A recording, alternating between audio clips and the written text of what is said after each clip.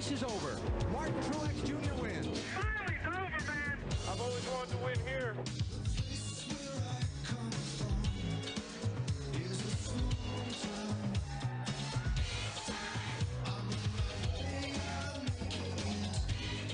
And Martin Truex Jr. will take the checkered flag.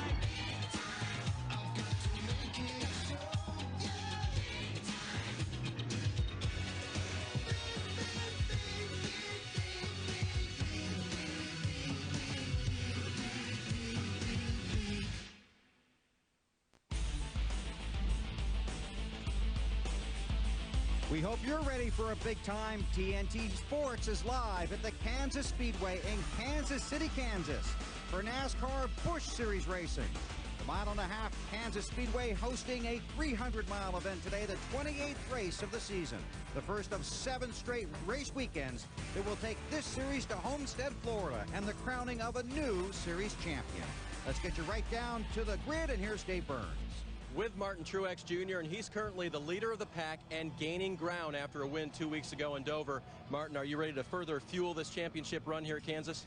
Well, I hope so. Car was awfully good yesterday in happy hour, so I'm real excited about the race. Best pro tracker Chevy. I think we give it up front and stay there all day long. Just need to do our usual deal. We need to do what we do every week, and I'm sure Bone will take care of that, so real looking forward to the day. He starts this race inside row 3. To Matt Yoakum. Dave, the guy that Martin's chasing that championship battle with is Kyle Busch. He qualified 4th, but now he's going to lose some spots on the grid because of a leaking left front tire. The team had to change tires. But who was the guy that gave you a motivational speech a few moments ago about starting from the back, trying to get to the front? Yeah, Martin Truex told me that he could do it, so hopefully that the slow Chevrolet shot back on the side will do it this week. But we did it once before. We had to start in the back there at Kentucky in a backup car, no laps on the racetrack. So hopefully this week, having the laps on the racetrack and happy hour, I think we're pretty decent. So I'm just looking forward to the race. Hopefully we can keep our nose clean, obviously, and come up through there and hopefully challenge these guys by lap 200. He will try to become the 4th different NASCAR Busch Series winner here at Kansas, chasing a 7th win this year. To Marty Snyder. Matt, yesterday in qualifying, 24-year-old rookie Paul Menard scored his first ever pole. Can you make it a clean sweep this weekend, Paul, and get your first ever win today? Oh, we're going to try our hardest. You know, we learned a lot in happy hour. Tony Gibson and all the boys really worked their butts off and learned a lot. Learned a lot of pressures, some springs, some different chassis stuff, and we make it to the end. We're going to be up front. Kansas, one of his better racetracks, had his best ever truck series finish here last year. Dave? Casey Kane led 63 laps at Dover 2 weeks ago, but couldn't quite clinch the win. Case, you ready to get your first win of the 2004 season today? Yeah, I hope so. You know, the Great Clips car was really good yesterday in final practice, and we'll see what we got. It should, I think it'll be better on a longer run than a short run, so hopefully we'll get some long runs in today, and, you know, we'll be able to stay up front all day. He's had a good start to the weekend. He just missed his 3rd Busch Series pole in a row. He starts 2nd. Bill? Thanks, Dave. 4th trip to the Kansas Speedway for NASCAR. Today it's 43 cars, a 300-mile race for the stars of the Busch Series. Just a spectacular day here in Kansas City. Mostly sunny skies, temperature climbing into the low 70s. An outstanding crowd on hand. They've come to see the Busch Series today, and the stars of the next Cup Series take the track tomorrow. Right now, back to pit road, and let's join the pre-race ceremonies here at Kansas. Ladies and gentlemen, at this time, will you please rise and remove your hats as the Kansas City, Kansas Firefighters Relief Association Honor Guard presents today's colors.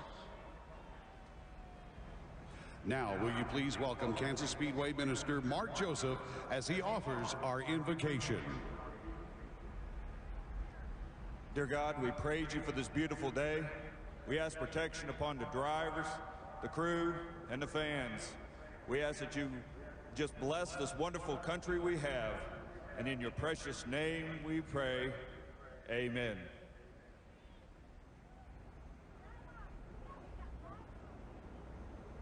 Ladies and gentlemen, please remain standing and welcome Kansas City's own international opera star, Joyce DiDonato, as we honor America with the singing of our national anthem.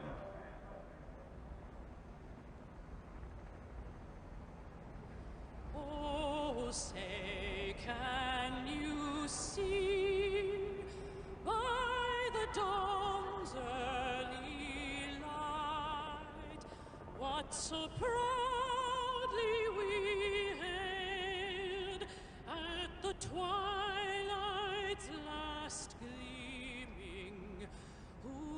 broad stripes and bright stars through the perilous flight.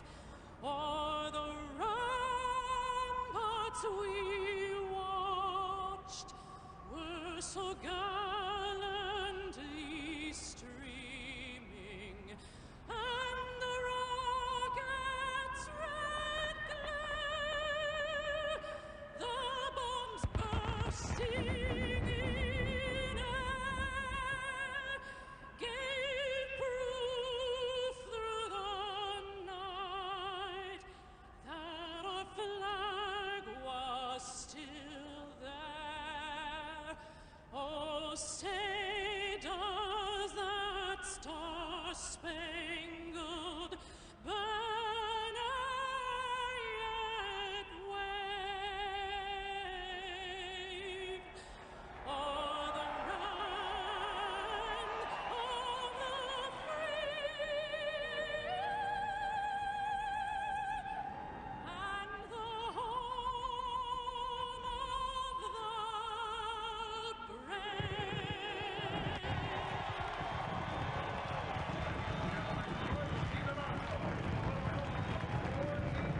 After a week off, the stars of the NASCAR Busch Series anxious to take the green flag.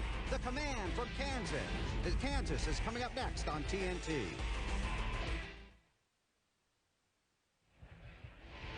NASCAR Busch Series racing from Kansas Speedway on TNT is brought to you by Smooth Busch Beer and easy drinking Busch Light. Busch, the proud sponsor of the NASCAR Busch Series.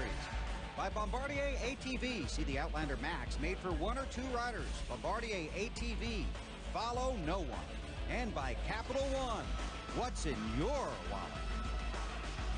Good crowd here at Kansas. And in the field, our own Wally Dallenbach.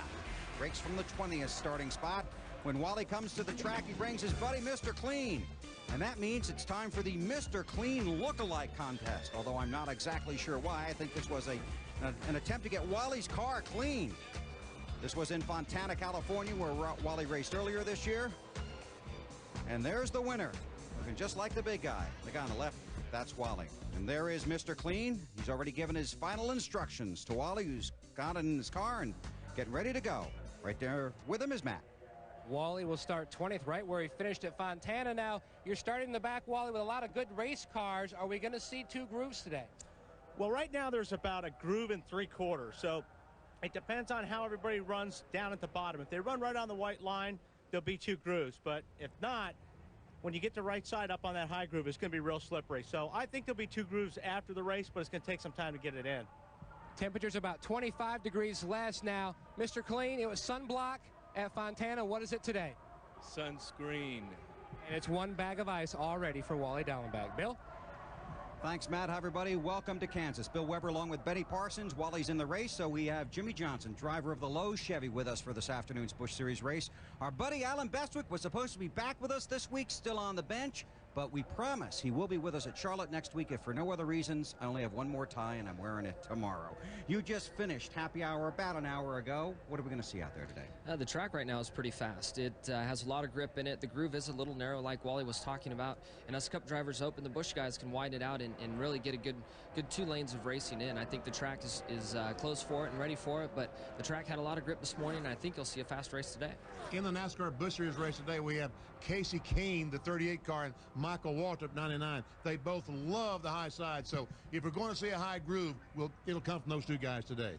Yeah, we always look forward to Michael cleaning off the top, and then once we know he has 5 or 6 laps up there, we'll move up top and then know it's clean and safe up there for us. So we'll look forward to seeing Michael up there. So you'll be watching this race today for fun, but you'll also be working a little bit as well, right? Yeah, I always watch the Busch race or a truck race, depending on what's in front of us, to see what the track is doing, what tire wear may be doing, pit stop strategy and stuff like that. So today will be a good day for me.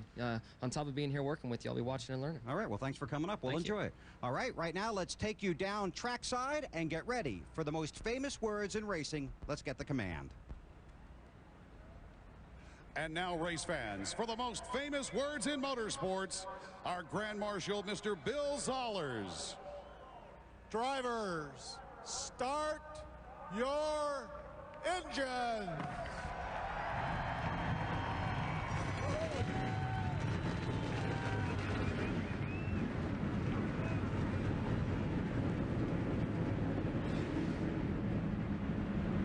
roar from pit road and the roar from the grandstands. 300 miles of NASCAR Busch Series racing coming up next, live on TNT. The final leg of the race for the Busch Series Championship begins here at Kansas Speedway this afternoon. 7 races remaining in the 2004 season. 43 cars, and of the top 30 cars, 24 drivers today are looking for their first win of the year, so you know they are hungry. Here is the Castrol starting grid from Kansas City. A couple of 24-year-olds on the front row. Paul Menard on the pole, and Casey Kane outside of row 1. There's Robbie Gordon, the winner from Richmond, the Busch race there, and row 2 next to Kyle Busch, who will drop to the rear of the field. Martin Truex Jr. and Ron Hornaday in row 3. Ron Hornaday trying his best to find him a job for 2005. Blake Feast takes it over the 00 car. David Green's last win came in this track, in this race 1 year ago. In row 6, Tony Stewart, and I think BP is going to try and ring him up. Tony Stewart, Benny Parsons, you got me? Yeah, Benny, I got it. All right, Tony, they tell me in the garage here this morning that you're the fastest car out there. Can you get your first Busch Series victory today? We hope so. Tony Ford is going to be the best pro tracker boat. Really excited. This is the race that we got rained down at Michigan. So trying to make up for it this weekend. And track that we seem to be going pretty good at so far this weekend. So hopefully we get the first. All right, Tony, thanks. Good luck to you. Thanks, guys. Don't have too much fun out there. Do you want to tell us what he said there? Afraid I don't know. Obviously a small technical issue there with all the cars coming out on the track. There's actually been a small problem on pit road trying to get everybody out. In fact, the 39 car of Tina Gordon won't start. It's been pushed behind the wall with transmission trouble. A number of drivers were here, and you also saw the cars that were moving to the back. Cars still pulling off of pit road now. So we've got a little bit to talk about here. It's good. Yeah. I think what we had with Tony's car is we have a kill switch button on the steering wheels, right, and when our radio wires run too close to the ignition cutoff button, you get some interference and it'll drive you crazy inside the car. So Tony's probably going to be hearing that throughout the day today. You know what we heard today, he's going to have that in his ears. Even when he's talking to his crew. Yeah, exactly. So or when they might have talking to him. So they might have just got a heads up on that. Yeah, somebody's going to be aggravated today. Wow, and that crew actually had that car in the garage late this morning getting it ready. Jimmy, that was awesome. What an analyst that was already. already. Do my job? You've generated. Should I leave now? No, you can leave now. You've told us something fantastic already. I'm just disappointed you weren't in the Mr. Clean look-alike contest. Yeah, I mean, my hair's falling out slowly, but not that fast. I don't think I can qualify yet. Cars still grouping together on the racetrack. We can get some of the final stories from pit road. Let's start with Marty. Bill, I can tell you what Robbie Gordon told me before he got into the car and this race started. Last time we saw the 55 car at a Busch Series race, it was Richmond just a few weeks ago, and this same car Robbie took to Victory Lane. I asked him how good the car is today. He looked behind me and said, "Where's Victory Lane?" "Over there." That's where we're going today. We're going to win this thing. The car is that good. The one guy I have to beat, Tony Stewart. Matt? Marty, on Tuesday night, third in points, Jason Leffler received a phone call from a crew member in the 00 team telling Jason they were told to take his seat out of the car in exchange for Blake Feast's seat. Then Jason read online that he was being replaced in the 00. His legal team went to work, and Thursday night he won a temporary restraining order and injunction that said Jason had to practice, qualify, and race the car. The team appealed and prevailed. Now Blake Feast will get a good opportunity to gain a lot of seat time as he prepares to go Busch Series racing full-time in 2005. Dave? Matt, just wanted to make sure everyone knew who was in the 9 car today. It's not Mark Martin, it's Matt Kenseth in the second of 3 races he'll do in the Pennzoil number 9. Now, he qualified 33rd, so I checked in with the crew. Unfortunately, last night in the final practice, they were unable to find any more speed in the car. Great concern as to how far forward Matt can move today. Bill? So he's already got his work cut out for him. And early on, as we talked about that second groove, it's not going to be there the first few laps, so he's going to struggle to pass cars. Talking about the 9 of Matt Kenseth. There's Clint Boyer in the 21 car, announced yesterday at the racetrack that he will drive the number 2 AC Delco car for Richard Childress next year. And this kid was so happy. In the press conference, he had his grandfather, his grandmother, his dad, his mom, uncles and aunts, 3 brothers. That's excitement. Yes. And, you know, I know that, you know, we all know now that Ron Hornaday is looking for a ride, and I hope that Ron finds a great ride somewhere. And I know that Clint wasn't really excited to kind of take Ron's spot. I know he and Ron are close friends, and Ron's helped him out a lot. So we can all wish Ron some good luck, and hopefully he'll have a good ride here before long. The 39 car of Tina Gordon has been repaired and is on the track, so we will have 43 starters when we take the green. There's the 39 of Tina. Marty, can you help us out with Tony's radio? I can help you guys, but I can't help Tony. They moved the wire a little bit further away from the kill switch. It has made it a little bit better, but still he has the static in there. The crew can hear him fine, though. It should be just annoying for the rest of the day. I wonder if his spotter will sound like that as well. Any communication Really? to and from, yeah, it interferes with it as it's traveling through that wire. That's so. going to be unpleasant. I'm just happy I was right. I'm shocked. Well, I'm not. I'm good with that. $1.3 million on the line for the Busch Series today. 200 laps, 300 miles. And the pit window, 65 to 70 laps. Probably a little shorter if we stay green through the first 60 laps or so. We'll see what happens. And you can see the 4th race on this facility. And it's a great place to come watch a race. Is it ever? A couple of 24-year-olds bringing them down. Paul Menard and Casey Kane, 28th race of the NASCAR Busch Series season, about to take the green flag at Kansas City. See Hornaday with one of his typically awesome starts, just couldn't do anything with it yet. Here comes Robbie Gordon for the lead, and they're on the outside, the 38 car. Who's going to come out of turn 2? Man, Casey Kane loves the outside in that 38. Paul Menard really wanted to lead the first lap here, but doesn't look like it's going to happen.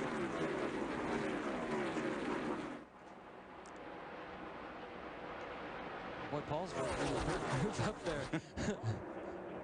Robbie Gordon leads lap 1. Here comes Hornaday behind the 8. Kane on the outside. Truex goes a second, and you're right. Casey Kane the outside did not work well for him on turn 4. Robbie pushes up. Truex looks underneath. Down the backstretch. Man, look at that 8 car go. If I was in the 8 car right now, you know, you're excited that you're going forward, but the car is almost too good too soon. And that may mean that over the long haul it's going to tighten up and not be what he needs at the end of a run. Robbie coming back on the inside. Gordon leads the lap. So Truex still hasn't led a lap, hasn't received 5 bonus points. Oh, look out! Look Trouble, out! there they go. The 2 and the 8. Hornaday, Truex into the wall, one of the championship contenders. And a crowd behind them. There's Blake Feast at 0-0. Just, I don't think he even touched the wall. Maybe kissed it. Yep, with the right he did rear. kiss it a little bit with the right rear. You're right. Caution is out. Man, the 8 car just tried to drop down in behind the 55, and the 2 unfortunately was there. He was hunting for the bottom of the racetrack, and unfortunately the nose of the 2, as you said, Jimmy, was already there. And they're having some discussion about that. Take care of the car. Truex Jr. in the 8 car came in as the championship leader. Significant damage to that machine. Until we see a replay, I still think that the 8 kind of tried to get inside of a hole that wasn't really there. That's what it looked like to me, Jimmy.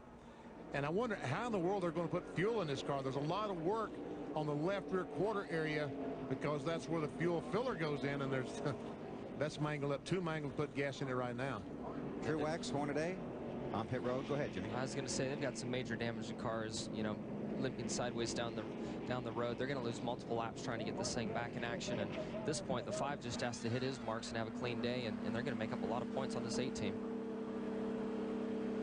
All right, let's take a look at what happened. All right, Jimmy, here we go. Obviously, those guys are racing hard for the lead.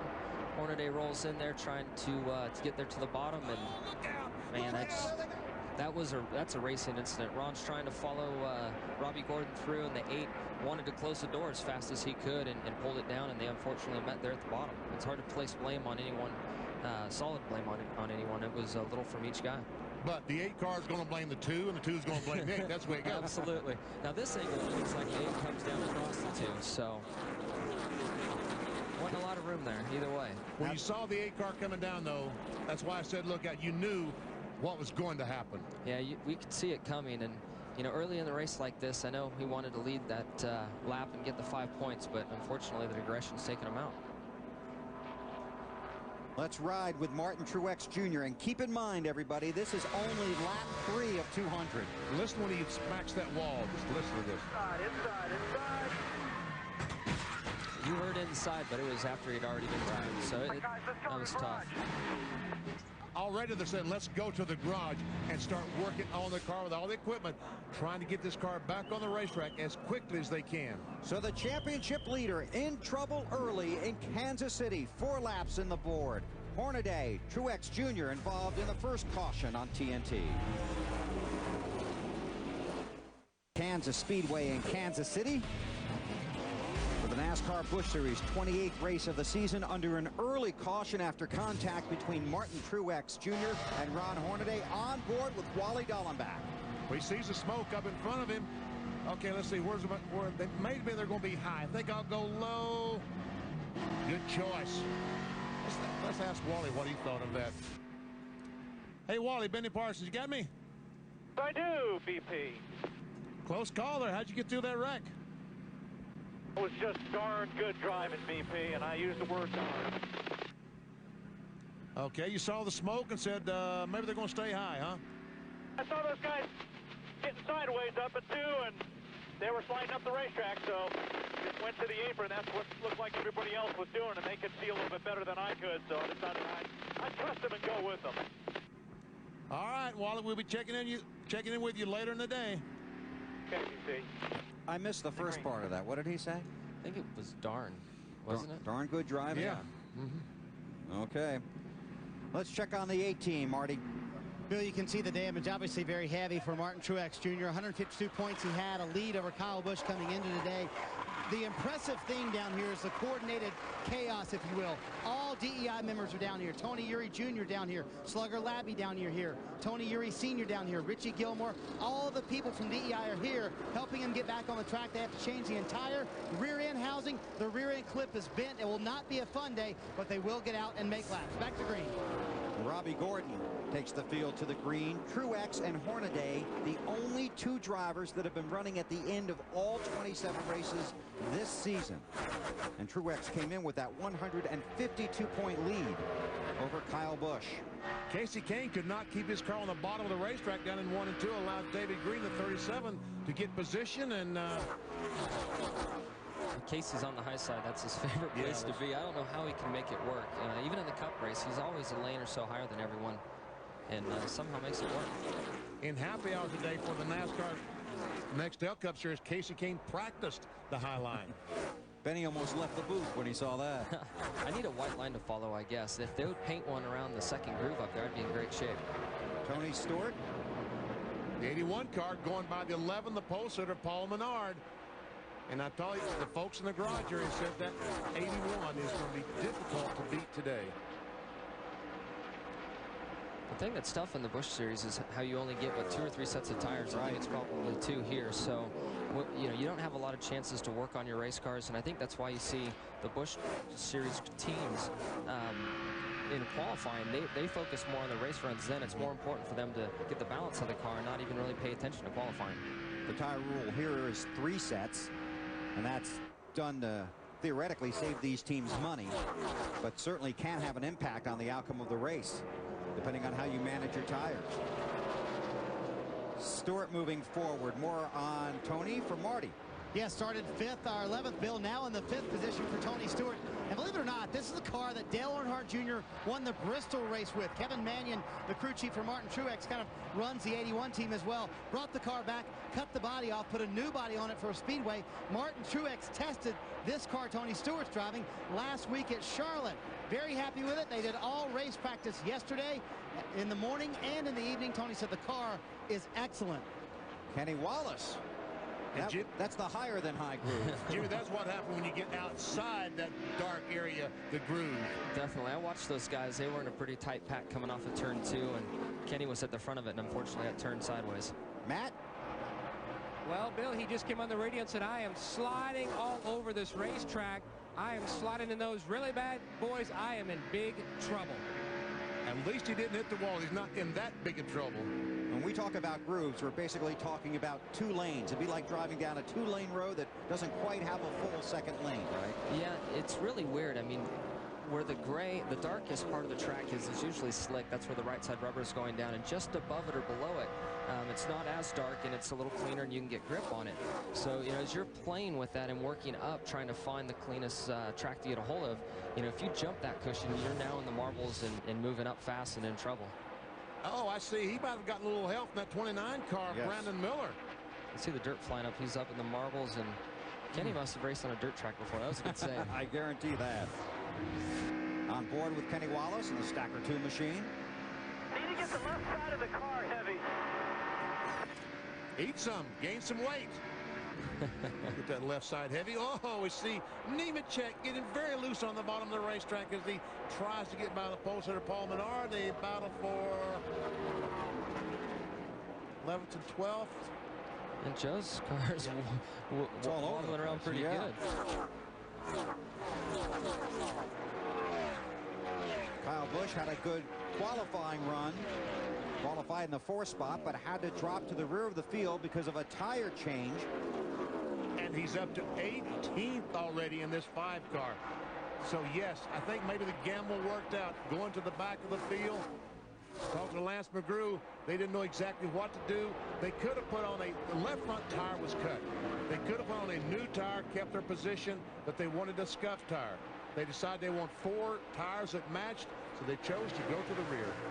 And they have been marching their way forward. This is the race for second. David Stremme looking out forward at Casey Kane. And David Stremme, the 32 car, first time to the Kansas Speedway. Friday morning, his first lap around this racetrack. So hats off to Stremme.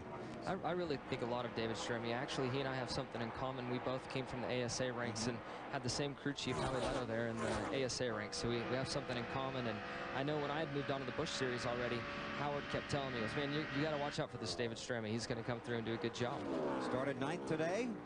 He's moved forward to 3rd. Matt Kenseth in the 9. Goes into 19th as he goes by Casey Mears in the 1.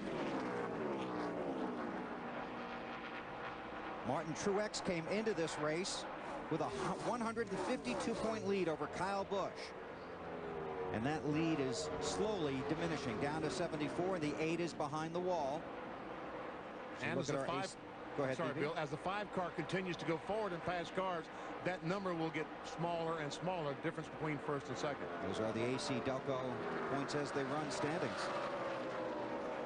So Robbie Gordon continues to run out front. Casey Kane and David Stremme chasing. Green flags out. We'll be back to Kansas. 22 laps on the board at the Kansas Speedway in Kansas City, and Robbie Gordon continues to lead. Won the Busch race at Richmond a couple of weeks ago, and out front here in Kansas, and the lapping of cars has already begun. And that 55 car looks pretty good again today. It does. It looks like the 38 car of Casey Kane might be closing in just a little bit on Robbie. Also, I've been watching while we were away at commercial, and the 99 of Michael Waltrip has got the top working, and the 38 has moved up and is making it work, and I see the 55 moving up to try to defend, you know, what those guys are putting together up there. So the lane is moving up as we speak. There's Michael in the 99. And there he goes. Hey, you like to see that, don't you, Jimmy? Yes, I do. That's encouraging for the Cup race. It's Mike McLaughlin in the 25 car, the Marines machine. That's a battle, let's see, for the 7th position. There he goes. It's a lot easier in 3 and 4 to work the top. I'm surprised in 1 and 2 it's coming in this good. I see Michael jump the cushion there a little bit. Jump the cushion? Yeah, there's a marble cushion up there, we call it, and kind of referencing back to the dirt days. But you jump the cushion here, and it's a lot. It's not very fun. Usually you go into the fence. Kind of like the 23 car we saw him when you jump the cushion. It's something like the 23 car Kenny Wallace said a moment ago. If Michael can just get to his outside, he'll get the position on him. There he is. Now the car on the inside is it's trying to pull the back of his car around as the 99 was rolling around the top of him. And as he gets on the straightaway, he'll clear him and run away from him. But if you can just get to the outside quarter, you've got the position. So Waltrip takes the 5th position. Check on the 5 of Kyle Busch. Still moving forward. Dave, how's he doing? Well, at Jimmy, as you know up there, Kyle doesn't have a whole lot of laps on this track, but when they decided to come out here and test, they learned some things, but he also talked to your teammate, Jeff Gordon, about how he ran the track. It wasn't exactly the same way that Kyle likes to run the track, so we incorporated both together, and sometimes when you get information, even from somebody as talented as Jeff, you can only use part of it. Yeah, I think, that's something that's been awesome at Hendrick Motorsports, is to be able to work with all of the drivers. I was at a test for our Busch car that we'll be running in the SpongeBob race next week at Lowe's Motor Speedway, and Kyle was there with his Busch car, I was there with my Busch car, and we were overlaying our throttle traces and everything. They were completely different, but there were things that I could look at that he was doing and try to apply it to my driving style, and he was doing the same as well. And we've got some of the best IT guys and engineers to help us be able to relate and look at each other's lines and setups to try to utilize all that. You're talking about the telemetry you're allowed to use during a practice session. Correct. At the test session, we're allowed to have all of that. And that's what Dave was referencing, where Jeff has been able to pass over some information to Kyle. And when you're out there and you don't have a lot of tires that you can put on in the Busch Series with your pit stops, the only thing you can do is change your driving style. So if you have some ideas to pull from, like speaking to Jeff and myself, he's pulling out every idea he can right now to try to find some speed. Greg Biffle in the 60 car, a different look this week. Sponsored by CNN. Martin Truex Jr. now 24 laps down behind the wall. Puts Biffle into 6th position. By the way, Marty, how they doing? BP, they're doing really well, but as every lap passes, as Bill mentioned, the points just keep flowing away for Martin Truex Jr.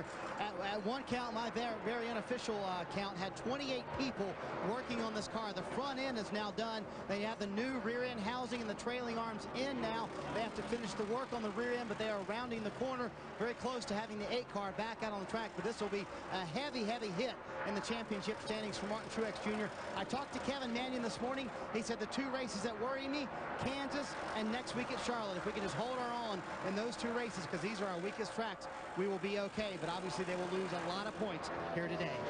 Long way to go, though. Just 31 laps of 200 on the board. And the 38 of Kane is closing in on that 55 car of Robbie Gordon, BP. Closing in as we see the points, NASCAR Busch Series points as they run. It was 74 points difference between first and second. It's now down to 62. And as Kyle Busch goes forward, once again, number will reduce. See Casey closing in on Robbie, and Robbie's searching around trying to find his line, trying to find the line that Casey's making work so well. It's not really panning out for him, but what he is doing is he's blocking the 38. You can see him roll in and catch up to the 55, and then as soon as he gets close enough to where the air is taken away from his car, he drops back. Marty, got more on that? Yeah, Bill, Jimmy's right on. Robbie Gordon radioed to his crew and said, what line is he running? I can see he's running just a little bit higher. They told him to try about half a groove higher, but Robbie just doesn't seem to like it up there, so he's going to try and stick to the bottom. But obviously Casey making that high groove work, and he told me before he got in the car, Casey Kane did, I don't think the high groove is going to work until about 40 laps into the race, so working a little bit earlier in the high groove than Casey thought he would. As a matter of fact, I've been watching the scoring monitor, Marty, and Michael Waltrip in that high lane has been the fastest car the last couple of laps. And see slower traffic like the 73 car of Eric Jones doesn't bother Michael Waltrip. He just goes by him in his normal groove. When you run in that bottom of the groove, when you're committed to that bottom groove, those slow cars really slow you down. Yeah, when you do go to the high side to go around them, you're now in some unfamiliar territory, and you're not sure if it's going to stick. You're not sure how far you can drive in and what's all going to go on. And for Michael, it's not breaking his rhythm at all. From 14th to 4th, the 99 car of Michael Waltrip. And you're racing with these guys next week, right? Yes, absolutely. I get to come back and run the SpongeBob 300. Looking forward to it. It's my first time back in a Busch car since I drove the 92 Herzog car, and I'm really looking forward to it. Went and tested the car at Charlotte last weekend, and I couldn't believe how much downforce these cars have in them. Really? They have the taller rear spoiler like what the Cup cars had last year, and the template rules aren't as strict on them. These cars are a lot of fun. I forgot how much fun a Busch car really is. Beffel around Stremme, and for the lead. The lead, the 38 car, Casey Kane goes in front. So now let's see who runs where. They run across that lap car of Johnny Sauter, and Casey Kane used that to advantage. To the front he goes. So Casey Kane, the new leader, and trying to pull away from Robbie Gordon. The NASCAR Busch Series live at Kansas on TNT. NASCAR stops at the Kansas Speedway in Kansas City. And they brought us some beautiful weather today, and we expect more tomorrow for the next Nextel Cup Series. There's Kasey Kahne. Started outside the front row today, starts outside the front row tomorrow. Currently the race leader. Here's our Stacker 2 track fact. Kansas Speedway's safer barrier consists of over 1,200 foam blocks, 22,300 pieces of hardware, and more than 35,000 feet of tube steel. The total weight of the steel used is 442 tons. And that's all nice stuff to know, but Jimmy, all you guys want to know is the safer barrier is now at Kansas. Yeah, those are great numbers, and it's very nice and comforting to know that that they're installed. And I was in Martinsville last week, and they've got them in there too. So it's nice to see them everywhere. Michael Waltrip, Greg Biffle, a fight for fourth. Waltrip has it, Biffle wants it. Michael's not going to give it up. So that battle raging on for fourth. Let's take you to the front of the field. Biffle's running that classic low line that you would expect at this racetrack. Michael on the outside, so it's tough to run the top, in my opinion. I always have trouble up there. It's like the car isn't forced into the track as much as it would be on the bottom, so I end up a little tighter on the top, and it looks like Michael's starting to get tight up there. I'm not sure if that's the reason why, but the 60's turning well. He's on the bottom and digging. I know a way we can find out. How's that? What's happening to Michael as Biffle looks inside. I think he's got him. He's got him there. Clear. So Biffle past Waltrip. We'll find out how his car is running because we can go through the field. So let's start up front with Kasey Kahne. Marty Snyder leads off. Bill lap 43 on the board in the 38 out front. Kasey just came on the radio, said, guys, the car is really, really good.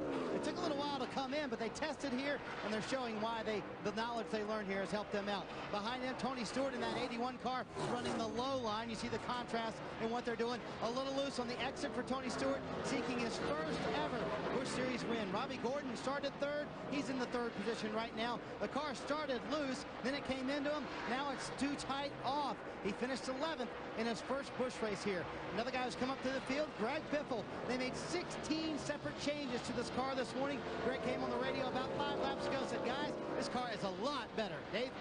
Michael Waltrip started 14th. He restarted 9th after the first caution. On lap 43, just a lap ago, he radioed, I hit the wall. He may have been trying very, very hard, guys. Uh-oh, we got a battle for the lead. It's Tony Stewart. Oh, that's not Tony Stewart. That's a slower car. That's right. That's Tony Stewart, the other black car back there in 81. I looked up and saw the black car and I thought Tony Stewart is going for the lead. Oh, that's deceiving. It is. Too many black cars. He's going for it, but he's not there yet. Trying to chase down Kasey Kahne. We'll keep an eye on that. Let's get an update on the 32 of Stremme from Matt Yoakum. Kansas Bill marks the 11th new racetrack for David Stremme. They brought a brand new race car, and it is performing flawlessly here at Kansas. The car a little tight. He wants to free it up even more on the next stop, Dave. Mike McLaughlin restarted in 8th position. He just radioed his crew on lap 39. The car will turn down. I just have to wait a long time before I put the gas pedal down. The 46 of Ashton Lewis, he started 18th on the day, picked up 8 positions. Car's now tight.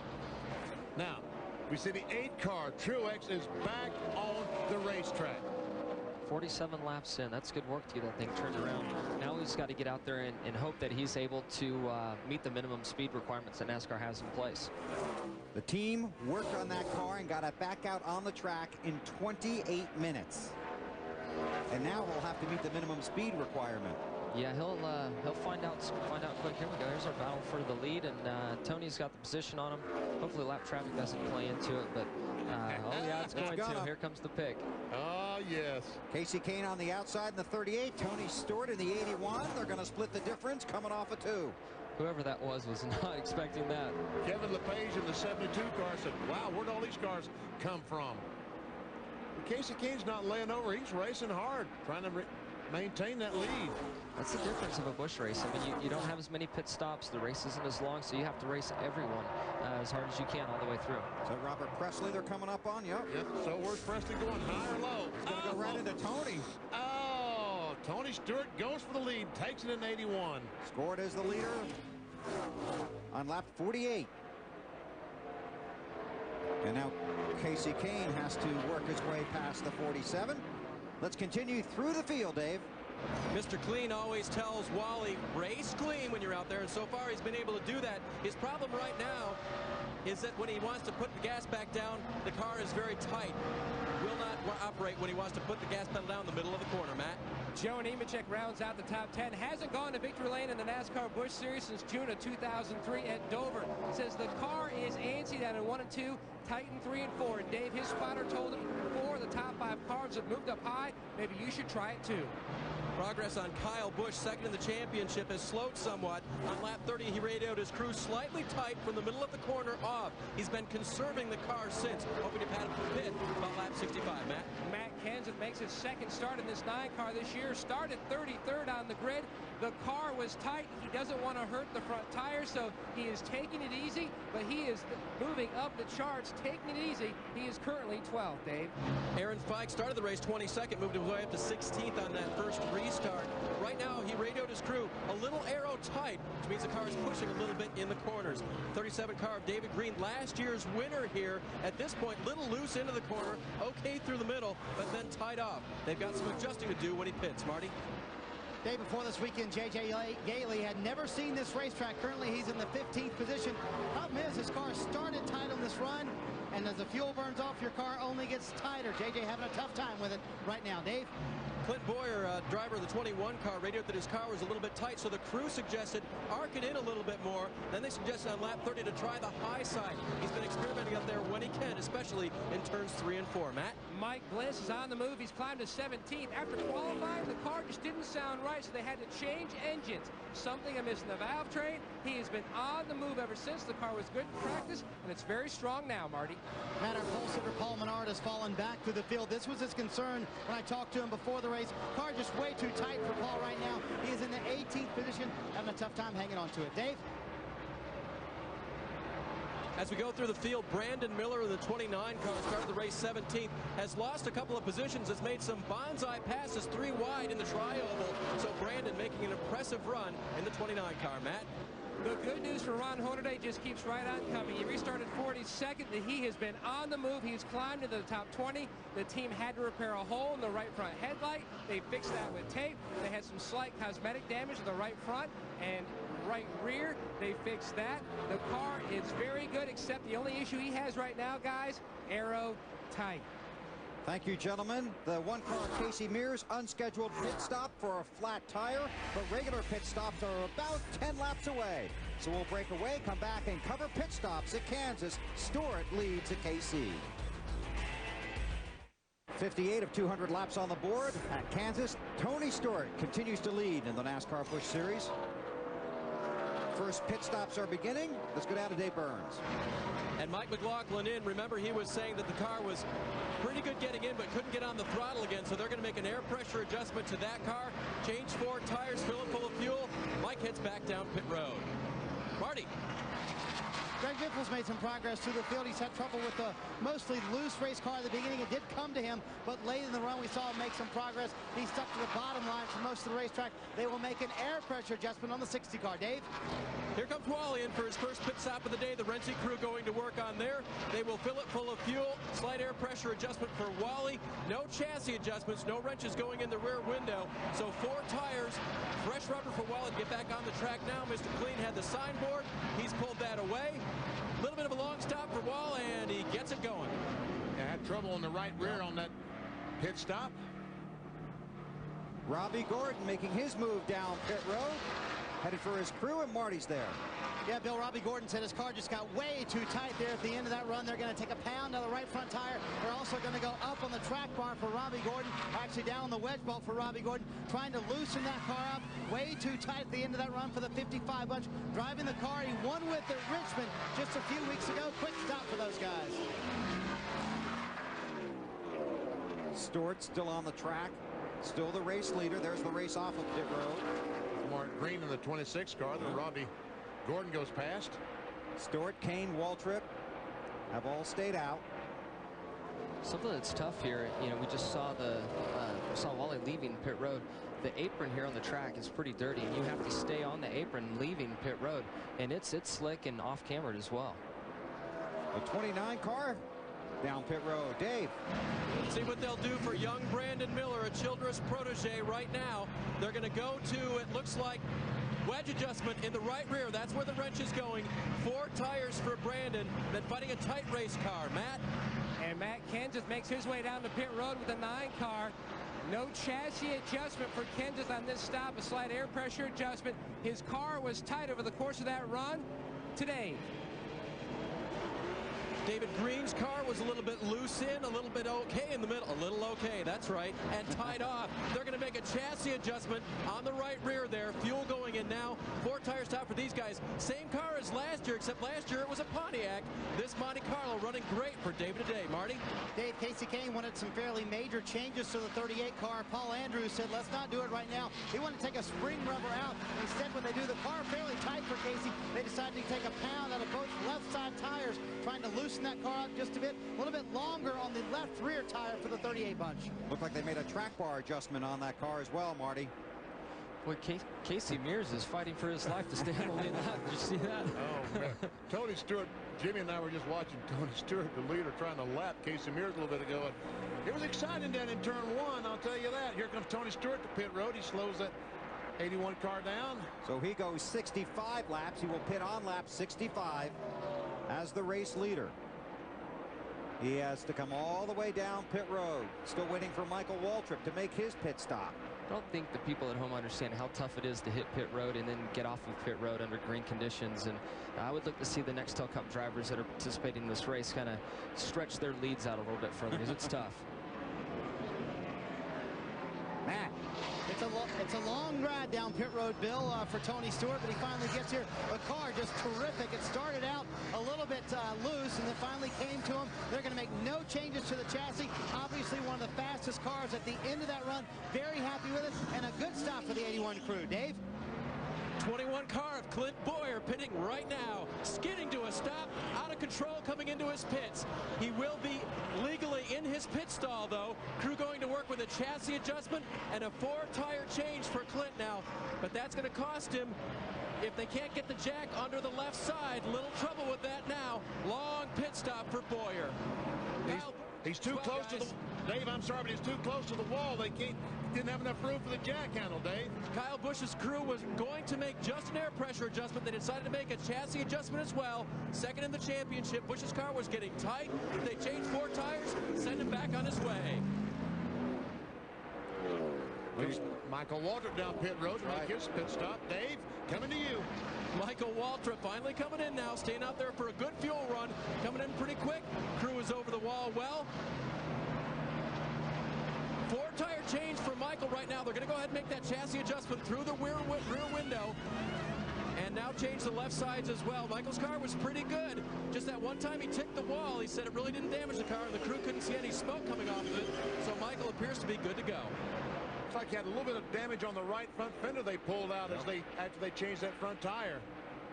So tough getting to pit road, and then on top of that, getting into your pit box. You've got the brakes good and hot. You're trying to get every bit that you can into the pit box, and I've made a lot of mistakes like Clint Boyer did. In fact, I lost a 600 there in Charlotte because if I slipped through my pit and went too far, it's tough. But you learn that every stop, every race, every week. You do. You learn where to be aggressive and where you just need to, ease it in and make the stop and be done. And then there's that speeding thing. You don't even want to bring that up.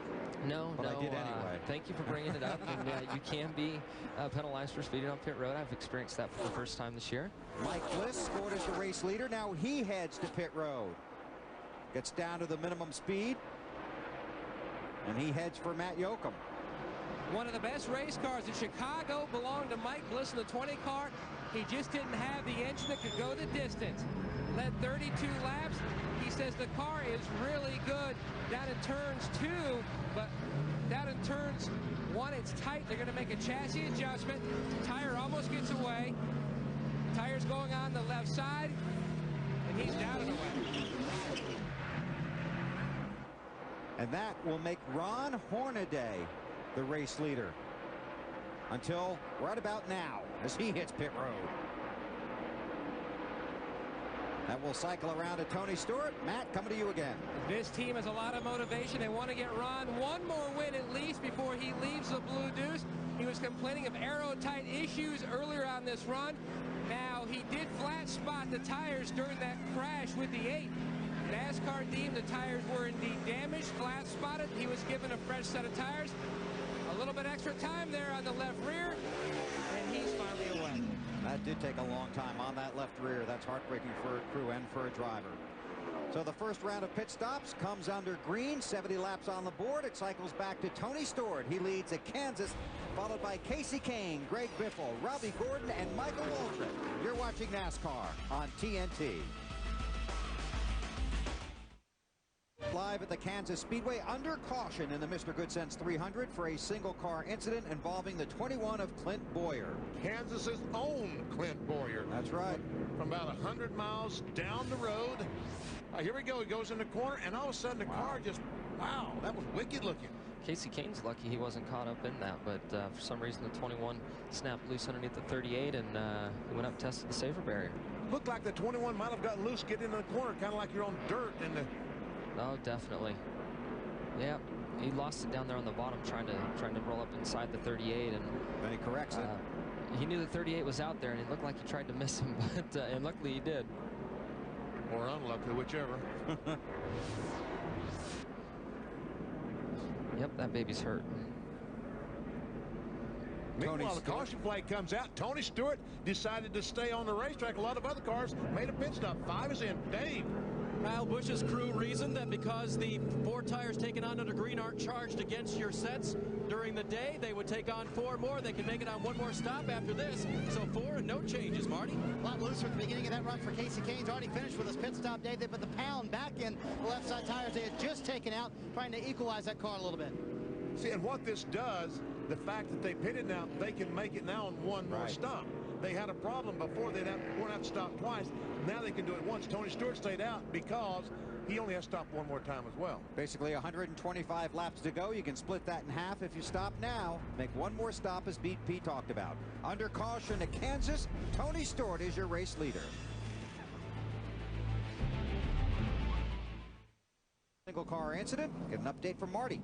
Bill, as we close in on the race season, that means we're closer to racing at the Homestead Miami Speedway with the president of the Speedway, Curtis Gray. And you getting excited for championship weekend's really close, isn't it? Yeah, Marty, you can feel it. You walk around the garage, you talk to people, and you can feel the excitement building for Ford Championship weekend. And this chase for the Nextel Cup is everything NASCAR and Nextel hope it would be. All the excitement, you can feel it. The fans are talking about it, and it's all going to come down to Ford Championship weekend. All right, I talked to him about the Hurricanes earlier. He said they survived all of them 5. Ford Championship weekend starts November 19th and wraps up November 21st with a chase for the Nextel Cup. Thank you, Marty. That's basically we saw last year a new racing layout down there. It was a great race for a first race on a new surface. I don't think you could have expected anything better than that. I think it was more than what everybody expected. Great race, and I understand the track's changed a little bit since then, and we'll go down and test here soon and find out what we've got. Green flag out. The 81 of Tony Stewart and the 99 of Michael Waltrip did not pit. Everybody else pitted under the caution, lap 76. And Hornaday, that 2 car, trying to stay in front of the leader, Tony Stewart. Racing him really hard, could not quite make it. Really hard. Go with the lucky dog rule. All that the 2 has to do is just stay there behind the 81 if you can. And, you know, obviously they just took the restart, so there isn't going to be anybody else getting lapped right away. So if Hornaday just hangs in there and hopes that a caution comes out, he'll be the recipient of the lucky dog. They're trying to wreck back there. I know the camera hasn't panned back there, but they were trying to. Right back in there? Yeah. Yes. That was a wreck looking for a place to happen, yeah. To Robbie Gordon in the 55 there in the middle of that. Oh, there it is. There we go. Tim Feeder with a 12 car. And the 5. Kyle Busch is involved. And this is why it's so big that that team got the 8 car back out on the track. The 43 is involved. It's Aaron Fike in 43. A lot of damage to that car.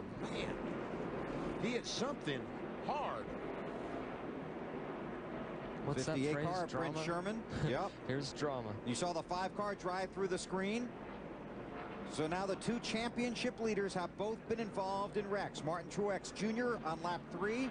And now with 81 laps on the board, Kyle Busch. And that car has significant damage. The key, I think, is if the We need radiator... to look at the toe. The hood is beat up pretty good, guys. We got clearance issues on both fronts. The nose is pretty flat. How's your water pressure right there?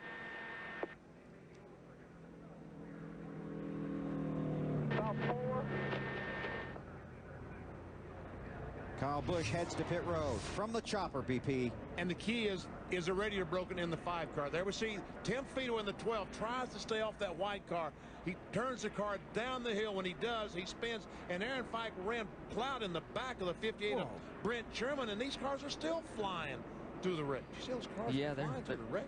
They're trying to get slowed down. It does look like the 5 may be dropping some fluid. That's gonna be bad for him. But you see Kyle's trying to get stopped. The problem is he's on low tire pressures, and the car snaps back to the right there. There wasn't any contact, just a low pressures, hard on the brakes, and it snapped back to the right. Oh, Blake Fees in that 00 just barely squeezes through. And you saw them rehearsing this, huh? Yeah, they were trying, and it was actually a little further back, but man, you just see the 12 clips the side of the white car, whichever that was, and comes around. That might have been Ashton Lewis Jr. in the 46. Busch had climbed within 62 points of Truex before that crash. Wally Dallenbach with an onboard camera. It's David Green on the inside. Oh, yeah. Get on the bottom if you can. Get on the bottom there. Good job. Come on. Clear. Good job. Let's look at the... Oh, there goes Aaron Fike. He's in a hurry to get to the wreck. Yes, he is.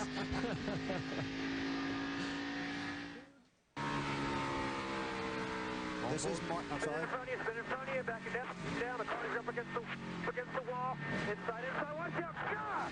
What is he doing? Oh, my Lord. Good there, buddy. Nice job, buddy. That's Martin Double zero about killed you, but you're all right. As a driver, that screaming is not a good thing. Burns.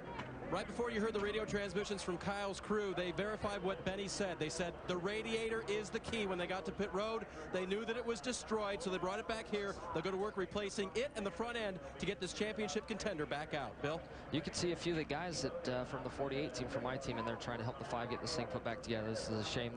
They were drooling in an opportunity to catch the 8 today, and it's not going to work out.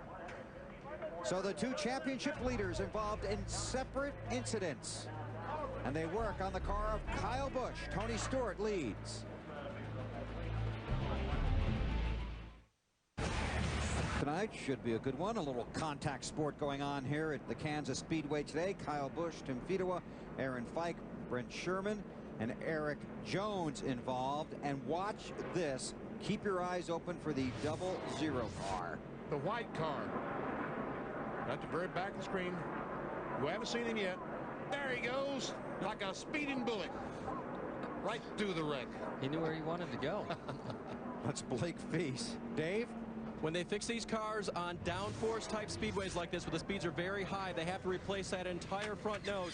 And they usually assemble a system like this that goes on the front, replacing the other one. The new radiator will go in this piece. The whole piece will be clamped first to the frame and then welded at several points to make sure that it stays on. They will either pop, rivet, or screw the fender parts on to try to make it as aerodynamic as possible. But remember, they have to get this body work on because downforce is so important on the front of these cars at these mile-and-a-half speedways. So a lot of work to do for the 5 crew. The 8 teams already been through it. Both the championship leaders involved in wrecks at Kansas. This was a close call for a number of guys and a hard hit for others. Tony Stewart leads. Cleanup continues. We're under caution. Back here at the Kansas Speedway under caution after a multi-car wreck. Now, let's take you back earlier in the day. This is lap 3. 8 is championship leader Martin Truex Jr. Contact with the 2 of Ron Hornaday. Truex hard into the wall. Spent 29 minutes behind the wall on pit road, back in the garage. His team, with help from the Budweiser crew, several guys from DEI, making repairs to that car to get it back out on the track. Then, on lap 81, the 5 car of Kyle Busch involved in a multi-car crash. And a number of guys from Hendrick Motorsports going to work on that car. He is still behind the wall. So the 2 championship leaders behind the wall. Truex came in with a 152-point lead. We'll see what happens now. Let's see if we can talk to this guy, BP. Hey, Wally, BP, you got me? I do. You're right behind another wreck, and you missed another one. Yeah, this one was a little bit hairier. I was a little bit closer to that one, so got my attention. That on the apron, you made a left turn, got on the apron, looked like a pretty good job to me. Friend is your friend today. So you're running in 12th spot. How's the car? Pretty good. The track is, there's a lot of grip in 1 and 2. 3 and 4 is just like Michigan, how Michigan gets more towards the end of the race. It's very slippery up there. Car's real tight over there, but it looks like there's a lot of cars that are having trouble getting on the gas and just sliding up the racetrack. Hey, Wally, we need to sell something. How about taking us to break, okay? Stay tuned for more exciting Busch racing from Kansas right here on TNT. Next car, he's in 4th position. And I talked to Matt yesterday, and he wasn't really happy with the way the car was driving for qualifying, and was even a little bit worried for the race. And I think we talked about that earlier today, and he's really stepped it up today in the race. Matt Yoakum, how about Matt Kenseth? He started today 33rd, having a great run. Now they took a gas-only strategy on that last stop. Matt feels like the car is really good on long runs. Now the problem they have is they're hoping that they don't get the short runs, because there are a lot of other guys who he feels are better on that shorter run. But right now they are on old tires. That's Casey Kane. Casey Kane in the wall off turn 2. Has made some contact. Is very, very slow. Started on the outside of the front row, looking to see if he can get inside to get to pit road. Getting help from his spotter. Gets down on the apron and will head for the pits. And we see heavy damage to the car. He got a close shave on that one. All 4 tires are up, so looks like he may have jumped the cushion. Yeah, that's exactly what happened. You're on the edge up there where the dirty racetrack is at, and the right front just got out on it, and then once it got out on it, he fed the wheel to it, and it snapped loose and smacked the wall. Marty! Yeah, Bill, he said, sorry, guys. He said the car just would not go anywhere. He said I would turn and just slid the nose. Been having that problem for the last couple laps, but obviously a lot of times when restarts, the track is slicker. There's more debris on the racetrack. They're going to try to bang out some of the damage and change all 4 tires for the 38 bunch. They had just gotten the chassis to where Casey was really, really confident in it, and now this. The 99 just hit the wall again going into turn 1. At least he's consistent. He's doing it about every other lap. And going in the corner, on these racetracks where you really need to get out wide, I've seen that the last 2 or 3 years, drivers hitting the wall going in the corner. But how much of that is the safer barrier being here this year as opposed to last year? Jimmy, it has taken some of the groove away, hasn't it? It has, but I mean, your eyes tell you that the wall's out there, so you gotta stay away from it. Their last lap is what you're saying, right? Yes. So Kane heads back out. You know, I was thinking about this when we were at break, too. You know, you've got both championship leaders that have had problems, and you'd naturally think about 3rd place and who that driver would be getting closer. But now with Jason Leffler not in the double zero, he's not collecting any points. It's not going to be a big shakeup in the points either way. I mean, 4th will now get closer, but that's really not going to play a big part in anything. Dave Burns, the work continues on the 5. Almost 20 minutes into this fix now, and Chad, I had a question for you as I watch these guys work on this. They had a perfectly readied front end for this. It looks like the biggest problem in these situations is that the perfect attachment points, perfectly aligned, are not perfect on the other side where you took it off, and it's hard to work with, isn't it? Well, that's the problem. When you make things and prepare them to take to the racetrack to have for crash situations, you have no idea how you're going to crash. You know, it's kind of hard to put your finger on that, so they've got to definitely improvise. And you know, Lance McGrew and those guys, they're very, very smart, and they do a great job with that Busch team, and they'll get it figured out and get them back out there, that's for sure. David Green off the pace. The defending race winner. Slow. He looked like he was wanting to go down pit road, but was carrying just a little bit too much speed. So he's reporting to his crew that he has no power. So and we see some smoke under the car. There it goes. So maybe a blown engine on the 37 car of David Green. Halfway. And Tony Stewart continues to lead. Greg Biffle, who took just 2 tires, running in 2nd, followed by Matt Kenseth, Joe Nemechek, and David Stremme. You're watching NASCAR on TNT. 102 laps on the board at the Kansas Speedway. We are under caution. David Green, whose engine apparently expired, was unable to coast back to the pits, so we had to get a push from a wrecker that required the caution flag coming out. And now the parade down pit road will begin. There's Green heading back to the garage. Got a nice little shove. Interesting to see how many cars will pit because they can't make it the rest. But you got to pit because otherwise, so? because that way your next stop might come under Green. But you're the crew chief. I'm sorry. I would definitely pit and take on some tires here. It'll set you up for a gas and go or maybe a 2-tire stop there at the end of the green. They didn't pit, crew chief. Well, I make mistakes too. Well, that's not necessarily a mistake. That's just a choice. They might have made a mistake, Chad. They may have. There's some good cars, you know, out there that are just kind of hanging out, but we'll it'll be exciting to see. Matt, you got work going on in front of you. Well, a lot of debate with the 9. They decided to stay out with the leaders. But the 32 of David Stremme, they're pitting. He's been kind of back and forth, tight and loose, Dave. You would pit if your car isn't handling right. Michael Waltrip's car, very, very tight. Wedge adjustment, 4-tire change for Michael. Marty? Well, Dave, the Tony Stewart car, they were going to come down pit road. Then Tony said, you know, you guys really want to come down pit road? They decided not to come down pit road. A call made by Tony Stewart from the cockpit. He told the guys, I didn't want you to have to work too hard today. Let's take it easy. Well, they've made one pit stop so far, so that's not a real tough day. So when you're running next week, you guys are going to have to make these decisions. You're going to have to make them in the car, Jimmy, right? Yeah, absolutely. Sure. No, like you mentioned, next week we're going to come back and run in a Busch race. Right. It's going to be the SpongeBob SquarePants 300. We're promoting the movie that's going to be coming out November 19th. And it's going to be fun. Chad's going to come back with us and crew chief the car for the Busch race. All right. And I'm going to be in the car wheeling it. It's going to be fun. I thought that was a TV show. It's a movie? It's now they have a movie that's coming out. We're going to be promoting it. We have die-cast cars that you can buy at any Lowe's store. There's going to be a lot of great things that go along with it. Being the fact that it's a cartoon at the racetrack, there's going to be a broadcast for kids to listen to, and my youngest brother Jesse is going to be commentating during that. So there's a lot of neat things to really hit the families, the young kids, because of the SpongeBob Association. Well, I know you got to go, Jimmy, because you have stuff to go do, but we appreciate you spending the first half of the race with us and getting Chad to come up for the second half. And good luck tomorrow and next week. You got it, guys. Thank you very much. We're going to have a great day tomorrow, and enjoy being up here. And I know Chad will help your ratings go up when I leave, so enjoy it. Jimmy Johnson, driver of the Lowe's Chevy. They're about to push the 5 car of Kyle Busch back out on the pit road, send it back out on the track under caution at Kansas. We'll be right back on TNT. Championship contender Kyle Busch has returned to the racetrack, although we will have to start at the tail end of the longest line for speeding exiting pit road. We're coming to the green this time. The 81 of Tony Stewart, Greg Biffle, and the 60, the 9 of Matt Kenseth, the 2 of Ron Hornaday, and the 55 of Robbie Gordon did not pit. Michael Waltrip 6th on the track. And the 99 car took 4 tires. Here we go. Watch out.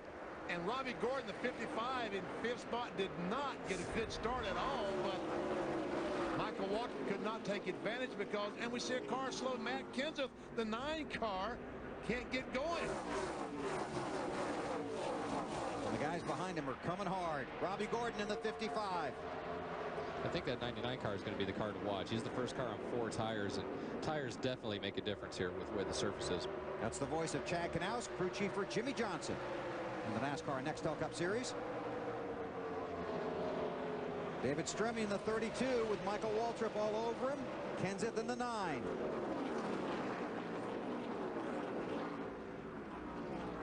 Michael looking on the inside, still chasing Stremme. We'll watch this and listen to Dave. Oh, trouble! The 9 of Kenseth is around! The 20 of Mike Bliss. This is almost identical to the same spot he wrecked in the NASCAR Nextel Cup race last fall. Matt Kenseth in the 17 DeWalt car. That's a tricky spot. You know, the racetrack gets real tight over there coming off of turn 2, and everybody's just so hard on throttle. And Mike Bliss, a 20 car, had no place to go. I think he ran into the 9. Kenseth was running 6th. Take a look at what happened. Bliss was running 10th. Kenseth on the outside. He starts by Michael Waltrip, but all of a sudden, the same thing as a 38 just a moment ago. He, as Jimmy says, jumped the cushion. And there is definitely a cushion here. You know, the rubber definitely starts to build up above the black that you see on the racetrack. And it's just like hitting gravel. It's treacherous. And that's rubber from the tires that is worn off and basically comes to rest, almost like on the shoulder of the road. Absolutely. A look from upstairs. Never see Kenseth, and we see easily that he's above the, and never see the 20 car with no place to go. Literally, yeah. The 99 definitely moved up the racetrack just a little bit. May have forced Matt up there just a pinch. Doesn't take much.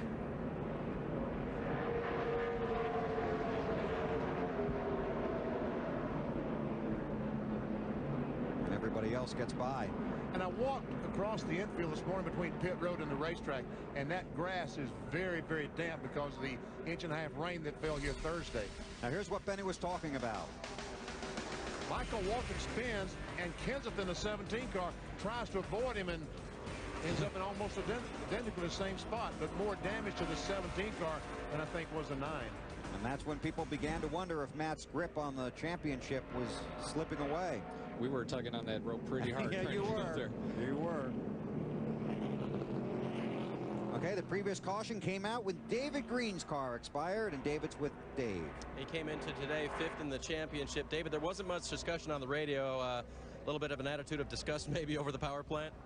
Yeah, she blew up. You know, far cry from last year here at Kansas. But we just had more than our share of problems this year, and it's just not fair sometimes. These guys work awful hard on my Timberwolf team, and it's not over yet, but this is a huge setback, you know, in staying in the top 5. But you know, we got some big plans for next year, and we got some great sponsors we're entertaining. Hopefully they come on board to replace Timberwolves, which has been a great sponsor. And before I forget it, I have to say hi to Joe Poperino with the United States Postal Service. He lost his father here a couple of days ago, and I want to tell Joe we're thinking about him and his family. And but you know, my Timberwolf team again has done a great job. And man, it's awful hard and disgusting and aggravating, you know, to see all that hard work go out the window. And but we'll bounce back and go to Charlotte next week and see if we can keep it together for, you know, underneath the hood there for 200 laps. So, anyway, that's racing, I guess. It's tough, but say hi to everyone, and thanks for all their support. Last year's winner here at Kansas out early today, guys. Thank you, Dave and David. Under caution here at the Kansas Speedway in the Mr. Goodcents 300. On board with Wally Dallenbach. Everybody hang on. Wally's at the wheel. He dodged another one. Tony Stewart, Greg Biffle, Ron Hornaday, Robbie Gordon, and Michael Waltrip, your top 5. 11 laps on the board at Kansas to Dave. With Matt Kenseth now, and Matt, you guys did so much work to recover from that 33rd place starting spot. The car seemed all right, and then what happened? Yeah, I'm kind of ill. I mean, we made our way back up through there, and I feel bad for the Pennzoil guys because we had a uphill battle and got in position. But I don't know. Casey Kane, something happened on the restart before that, and he must have got into the wall and just you know, he just didn't. It started from him not showing any respect to leaders. You know, he got the restart, and he was in the bottom and ran me all the way up into marbles when I was running 3rd, and that was the start of us, and that got us way toward the back. And then Casey got up high, slipped, and hit the wall, and I was racing alongside 2 cars. I didn't know who they were, and they pushed me wide off into marbles, too, and didn't leave me any room. And I just, there's 2 lanes, but there's not 3, and just kept getting pushed up there out of the way. Matt's only other start here, guys, was a 4th in 01. Today, not as good. Marty? Dave, lap 112 on the board. Tony Stewart still riding around under caution in the lead. Pete Rondeau, you've only stopped 1 time today. When are you going to stop again? We'll stop. I'll be like 135, 136, just enough to get us to the end. And the car has been very good for Tony. A little tighter on this set of tires? Yeah, well, a little tighter than what we started, but I think it's just the track basically tightening up. We'll do a final adjustment at this last stop. And the logic for not stopping this last time, they couldn't make it on one more stop anyway, so they're going to wait until about lap 135 before they stop again. So Tony Stewart happy, Matt Kenseth not happy. Still working caution in the Mr. Goodcents 300 at the Kansas Speedway. Championship series are gone without a trace. Martin Truex Jr. crashed on lap 3. His team worked 29 minutes to get him back out. Kyle Busch, 2nd in the championship standings, 152 back when the day began. Crashed on lap 81. And Jason Leffler didn't even get to start the race because he got canned this week. And David Green, who won here a year ago, just fell out with an engine failure. And Tony Stewart and Greg Biffle and Ron Hornaday and Robbie Gordon and Michael Waltrip didn't pit, so they're up front, but they're going to have to pit in about 20 laps. The guys behind them have tires, and could be very interesting here. Michael Waltrip did pit, by the way. Yes, he did pit. Yes, he got 4 tires. Yes, and he's in 5th. And the green's out. He is all over Robbie Gordon right there, Michael Waltrip is. Well, Marty told us during the break that Gordon might have a gear issue. Well, a 2nd gear in his transmission is a little bit too high, so that time he thought he would try 1st gear and see if it was a little bit better. Robbie in the 55 car. He's had a strong race today. Robbie on the outside. Paul Menard, the 11 car. The pole sitter for this race. Fastest qualifier, but he is now falling back a lap. Currently running 18th.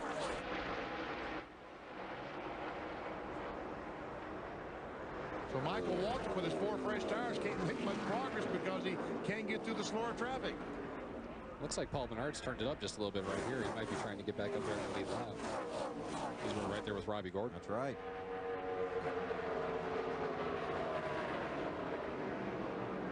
And he needs to get by Mike Wallace in the 4 car if the caution flag should come out. Then under NASCAR rules, he would be issued a free pass to go around all these cars. We call it the lucky dog. On board with Mike Wallace in the 4. That's Gordon in front of him, Robbie Gordon.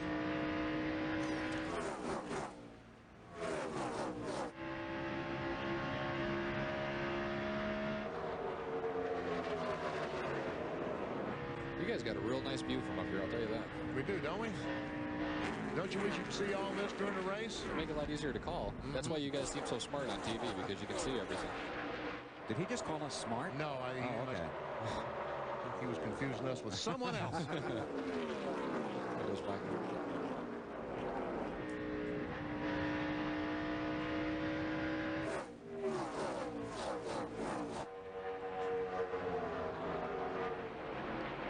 Michael Waltrip in the 99, the 87 of Joe Nemechek on the move. But Michael stopped and got 4 tires on the 99, and he's going backwards instead of forwards. Running through turns 1 and 2, Michael got up high and got into what we're calling the cushion up there above that black. And it'll take a lap or 2 for his tires to get cleaned off and come back to him. He said terrible. I heard that word. So the 99 car, Michael Waltrip, not a happy camper right now. I'm sorry, go ahead, BP. He's trying to get to the front. He's had his troubles in turns 1 and 2 today, hasn't he? Yes, he has. And here's a breaking story. At least he would say it is. Wally Dallenbach up to 9th. 9th spot. Yep. I'm surprised he's not commenting from inside the car. Well, he can do that.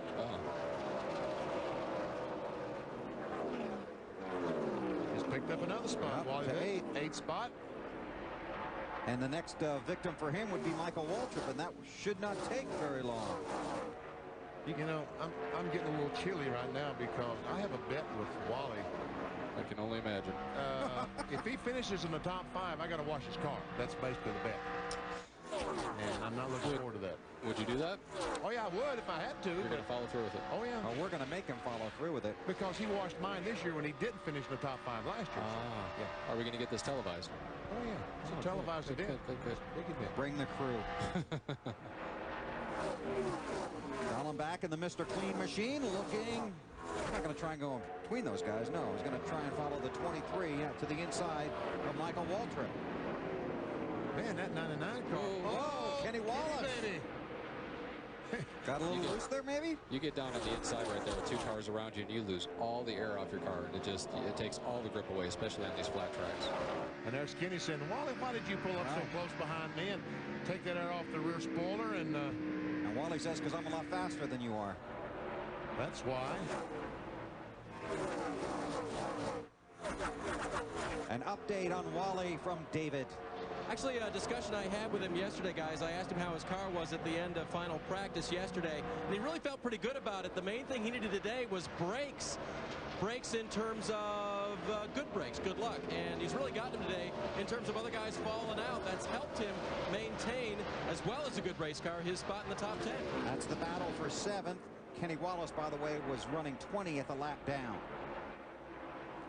Wally to the inside, Michael to the high side. Down the backstretch.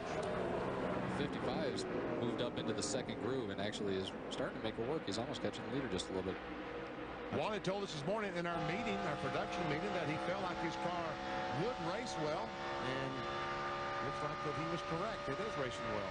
You know, those guys that didn't stop, they're about, I'd say Tony Stewart's no more than maybe 10 laps away from having to pit and may have to do it under green.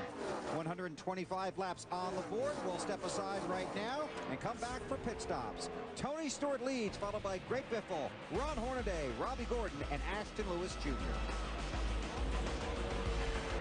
TNT Sports on the scene at the Kansas Speedway for NASCAR Busch Series Racing, 28th race of the year. 7 to go for these guys in the championship chase.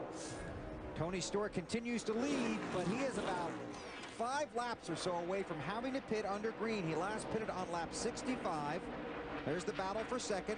And Ron Hornaday in that 2 car, the last month or so, he has been much, much better than the beginning of the year. Talked to he and Butch Hilton, the crew chief, yesterday, and they're very happy with their race cars right now and feel like that they are a contender for some victories. On the run, it might be a little bit too soon, too late, because he's going to lose his ride at the end of the year. Yeah, I just heard that. Marty? BP just real quick talking about Greg Biffle in the 60 light blue car you see up there in front of Hornaday. They can go further than most of the other cars. They can go to lap 150 or so before they have to stop for fuel. Tony Stewart in front of him, the leader, has to pit in about 4 laps, as Bill said. Matt? It's taken Ron Hornaday nearly half the race, but he's back in contention. Now the problem for Hornaday, his window opens up in 2 laps. He can go anywhere from lap 133 to 155, but he will have to take on 4 tires, while a driver like Joe Nemechek's riding back there with 4 good tires. He only has to do a gas and go. But how much gas does he have to put in, Matt? Will one can do it? They're looking at that right now. Gary Putnam is cracking the numbers, and they'll see if it's 1 or maybe 1.5. See if they can do 1 can. You're talking about 8-9 seconds, and that's a decent strategy. Absolutely. If it's more than 1 can, I think these guys would be wise to go ahead and take 2 tires, you know, under the screen flag stop. Check this white car out that just went by. Ashton Lewis is currently running in the, what is that, 5th position? Attaboy, Ashton. Saw him this week in lunch. They're closing the doors on this shop at the end of the year. That's too bad, because that's a family-run race team. You know, his father's involved, his brother's involved, and, you know, I know it's a pretty tight organization. I hate to see that happen to those guys. Dave. Well, talking to Ashton this morning, he said, you know what, the future is just not our type of team, that family-run organization in the Busch Series. And plus, it could be better for my career if I find something else in the way of driving. But you know what, he's going to have a future in this sport either way. With an engineering degree from Old Dominion, Ashton will be involved in motorsports, even if it's not driving after this. Just talk to Charlie, his brother, about their strategy for the end of the race. They can make it to lap 175 on fuel, but he's thinking about pitting earlier to short pit when they hit their fuel window coming up soon. Speaking of Ashton being an engineer, he was actually an engineer for the 24 car back when I worked there back in the late 90s. Was he really? Yes, he was. Yes, he was. Huh. So did you teach him anything, or did he teach you something? He actually showed up right before I left, and we didn't really interact a whole lot. I was pretty busy with the body development, the fabrication, the changing tires, and he was kind of working and crunching numbers and going through the computers. So we didn't work together a whole lot. And he's actually, you know, he's got a bit of a fender rub there, it looks like, on his tire. Wow. Man, man. Yep. They're trying to find a place to wreck. Wally was able to get by all these cars, and meanwhile, the 10, the white car, Gus Wasson, about got tagged by Robert Presley in the 47. There's that Jason guy, Keller, in the 22 again. He won't let you forget that.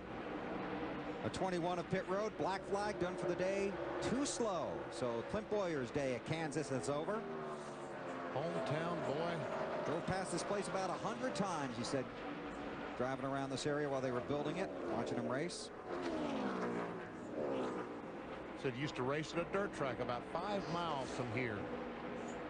So he was so excited to be here at this racetrack today, talking about Clint Boyer in the 21. They've also black flagged the 10 of Gus Wasson for not staying in your lane. So he wandered a little bit, did he? I think that's kind of a polite way of saying he was all over the track. He was warned several times prior to that. Hey, sometimes they won't have him well enough to stay in the same lane.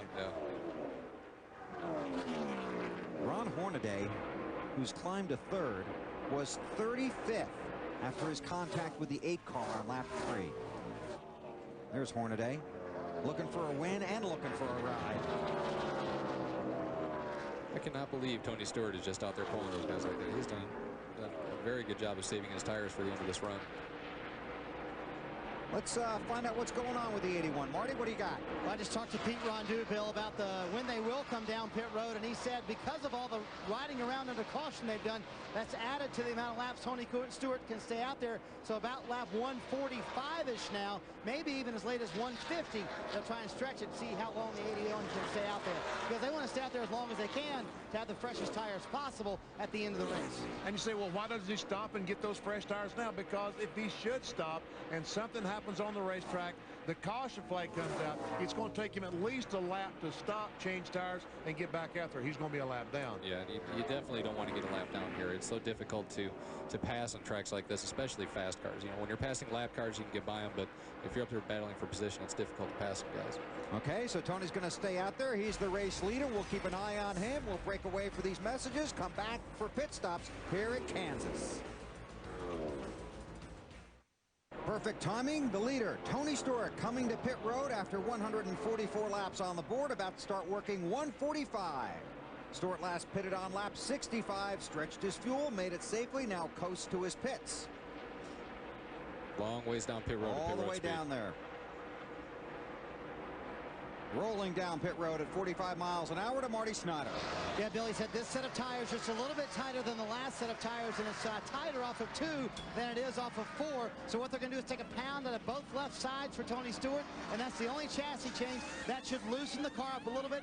Clearly, he's had a very fast car on this last run. 4 tires and the fuel going in. Long time on the left front. That will hurt. Long pit stop for the 81 bunch. Matt? Butch Hilton calling the 2-car, Ron and Horner today, into his stall. He told Ron, let's pit now. He goes, are you sure you want to pit now? He said, the 81's already on pit road. If you want to win, we got to come now. No chassis adjustments. Left side tires going on. Solid stop by the 2 guys. Marty. Matt, Robbie Gordon went from really, really loose to really, really tight, and they've let a tire get away from the 55 car. It is rolling down pit road. That most likely will, nope, one team stops it, so that will not turn into a penalty for the 55 car. His car was tight, a pound on the right front for Robbie Gordon. And you're right. If you want to win the race, when the 81 stopped, you had to stop with you. You couldn't let him out there on fresh tires to run maybe 10 or 15 laps and put 10 seconds on you. You had to stop and get your fresh tires as well. There's your new leader, Greg Biffle. He's going to head to pit road this time. Same situation. He could run longer, but he can't let the 81 car run out there for 15, 20 laps and run 1 second a lap faster. All these guys up here that are running up front, they need to pit with the leader if they want to get a shot to win the race. Nobody's battling for points. Nobody's got to be conservative. None of those guys up there have anything to worry about but going for the victory. Marty.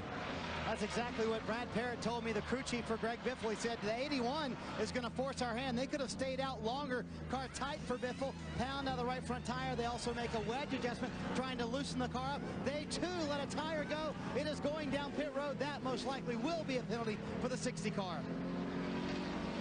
Roll it over next to the wall. Now you can go.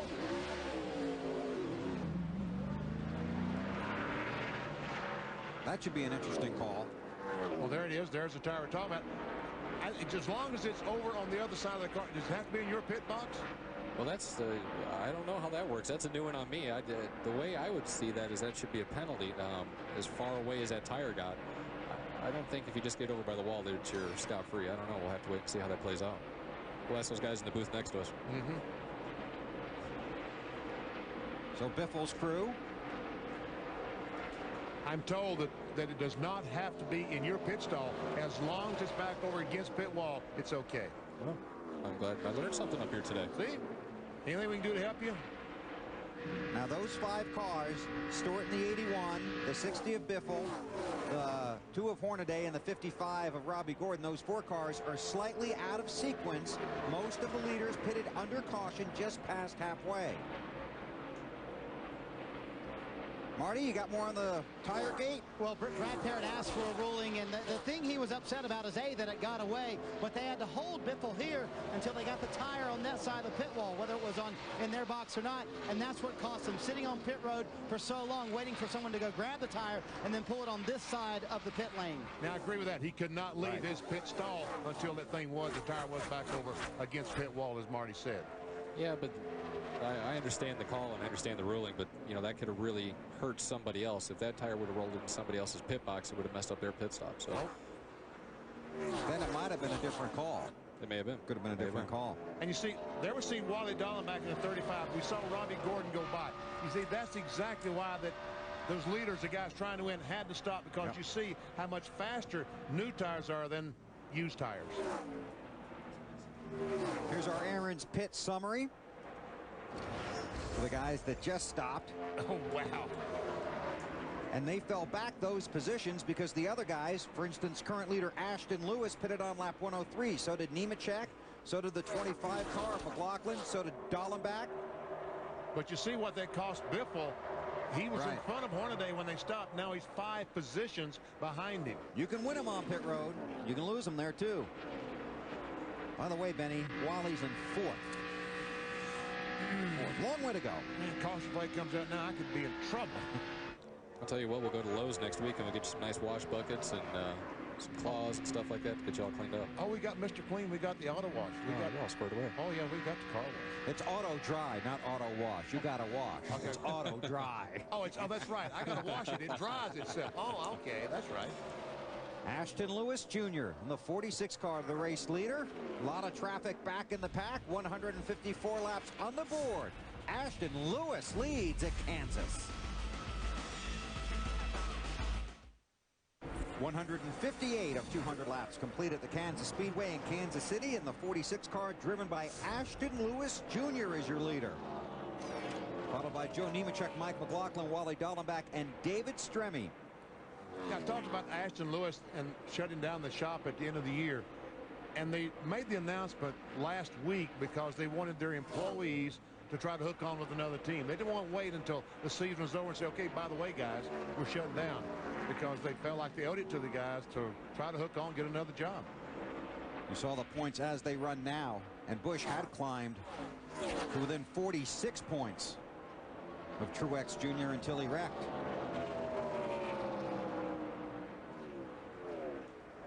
Wally Dallenbach currently running 4th on the racetrack, and he's going to head to pit road. Come on down, come on. Bring it down, bring it down. 2 pounds left. Come on, come on, come on.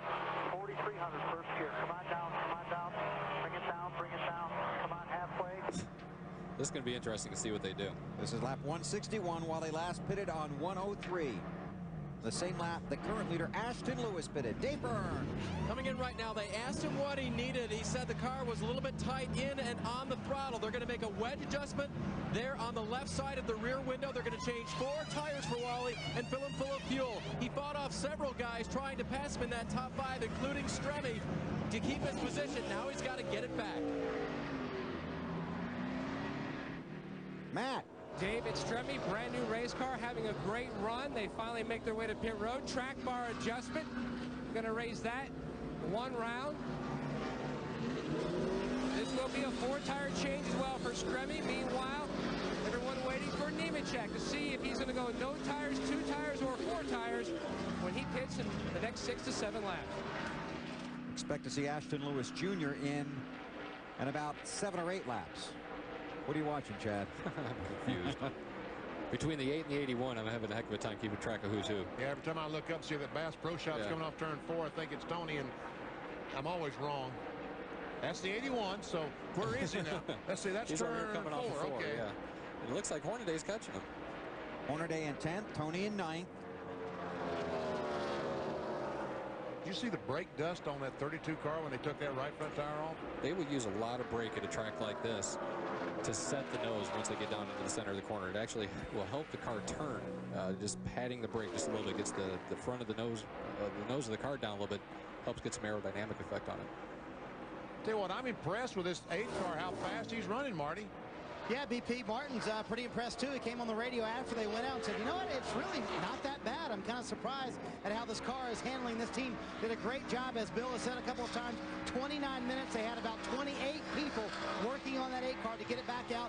They did inform him the 5 had some problems, so he is aware of that. He knows this can still turn out to be a good day championship-wise for the 18.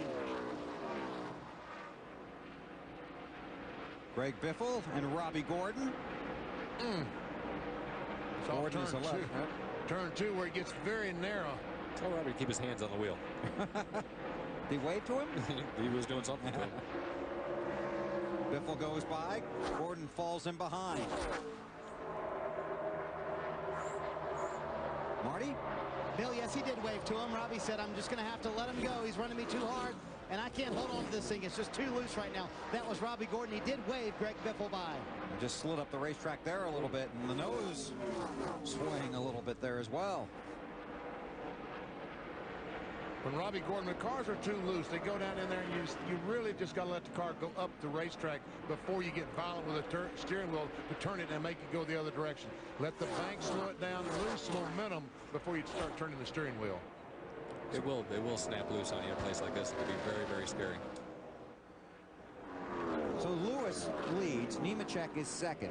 What do you think he's going to do? Because you're going to be watching, when he's pitting, you're going to be watching the 81 of Tony Stewart to see where he's at on the track and how fast he comes around. Well, if we determine how far Nemechek can go on fuel. Nemechek's going to come about lap 170, maybe even 5 laps or so. I would bet that they just go ahead and do some fuel and go ahead and get back out there and try to stay ahead of Tony.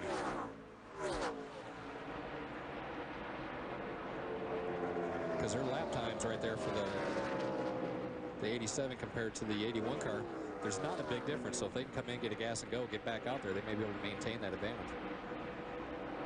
Let's see what happens. Ashton Lewis continues to lead. Nemechek second, McLaughlin third.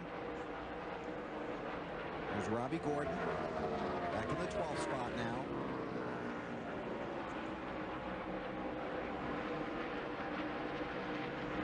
Never seen Nemechek.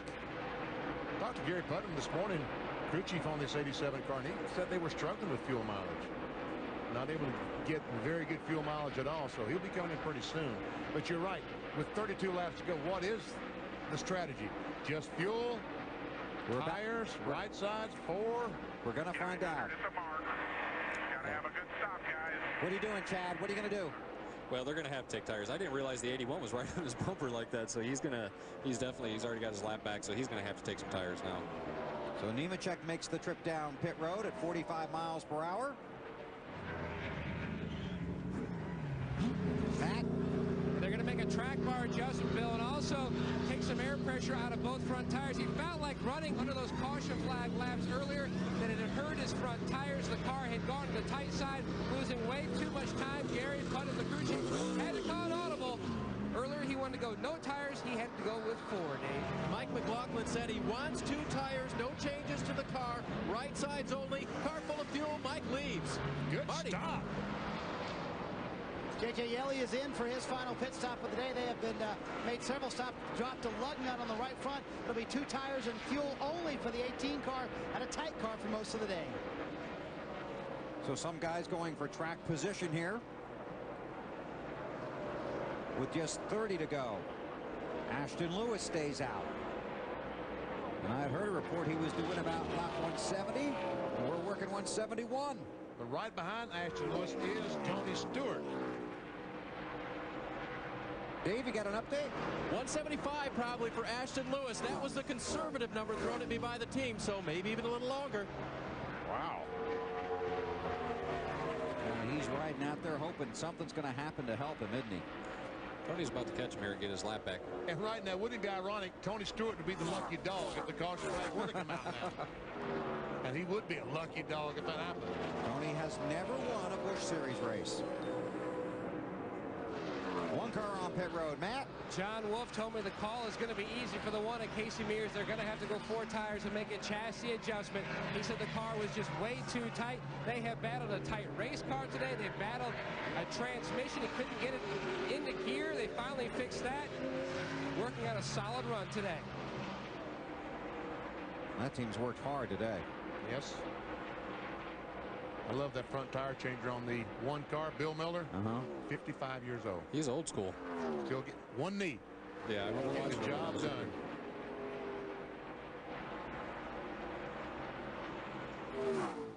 There's Tony right on the bumper of Ashton Lewis. Stewart in 4th place. Lewis the leader. And Tony has been able to put some distance on Ron Hornaday in the 2 car. Hornaday came out right behind Tony, and look at, here we go. And that puts Tony back on the lead lap. That's not the lead, that's just a lead lap, That's as Bill correct. said. Coming this time. Left side's on. Ashton Lewis's team radio, so he will pit this time. Left sides, why did he change lefts? Just because it's closer, faster stop? I missed that. Is that what he said he was going to do? Yeah, I guess they're just going to do that to try to get a faster stop. The left side tires have been wearing out a little bit more than the right sides for some guys here this weekend. Michael Waltrip on pit road in the 99 car. Dave? Well, Michael told the guys he didn't like what they were doing with the tire pressures on the car. He said, let's go a lot closer to recommended. What they're going to do is change 2 right side tires for Michael, adjust the air pressure just a little bit in those because his car was very, very tight. There go the 2 on the car, 1 can of fuel going in. They're ready to go, and Michael gets out of here. Just misses his guy. 46 of Ashton Lewis in as well. They are going to change. Wow. I don't know. Did they change 2 left side tires? They did. They changed left sides on Ashton Lewis's car and filled him full of fuel. They don't never listen to me, do they? See, I wasn't the only one sleeping during that one. Oh. Uh-oh. There's a caution flag. That should be. A potential one. They got to throw the caution for that. That's on the backstretch. Watching the flag stand, listening to NASCAR. And Tony Stewart and those guys really caught a break that did not happen 10 or 15 laps ago. And Tony Stewart will be scored as your race leader. Now, Hornaday's going to be able to come in and change tires, isn't he? If he has a set left. Oh, yeah, he does, because I think 2 of these stops have been on the green today. Yeah, but he stopped under the first caution. Oh, what's all this? Ooh. Maybe that's where the debris came from. Wow. Whoa. That's Tony Stewart in the 81 and Mike Bliss in the 20. And both these guys drive for Joe Gibbs. Yep. Tony, this is not a Joe Gibbs car that Tony Stewart is driving now, but he drives tomorrow in the Nextel Cup, the Home Depot car. Tire rub looks okay. NASCAR has asked the drivers of cars 81 and 20 to settle down just a bit. There was something going on there when Ashton Lewis when Tony got back on the lead lap, and then Tony ran up on the 20. The magic of videotape, we'll see. That's right after he got his lap back. Mike's stuck his hand out the window there. Looked like he waved him by. Yeah, it did look like he was going to wave him by. Don't know.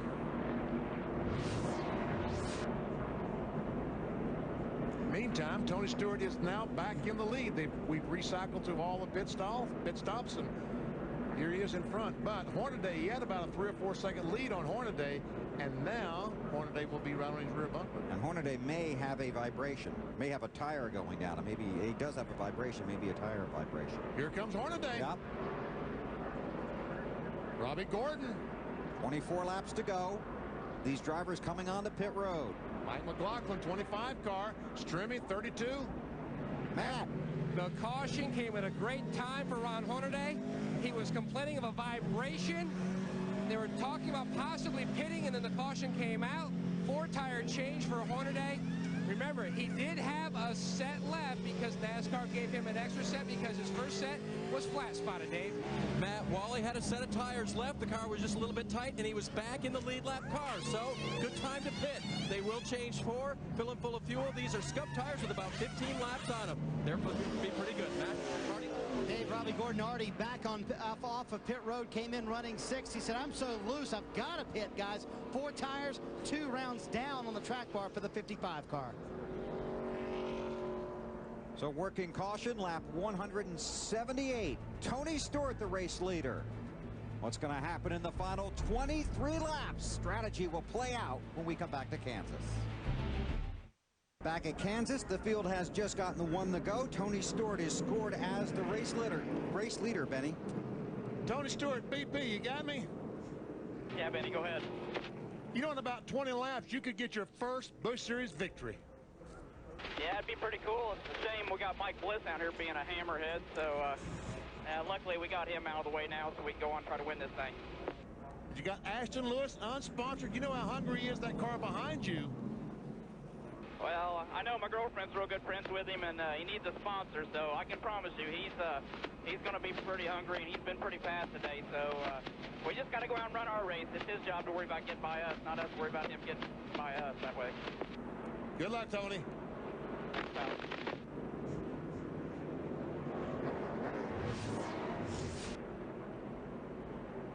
Here they're coming off turn 4, coming down to the caution flag.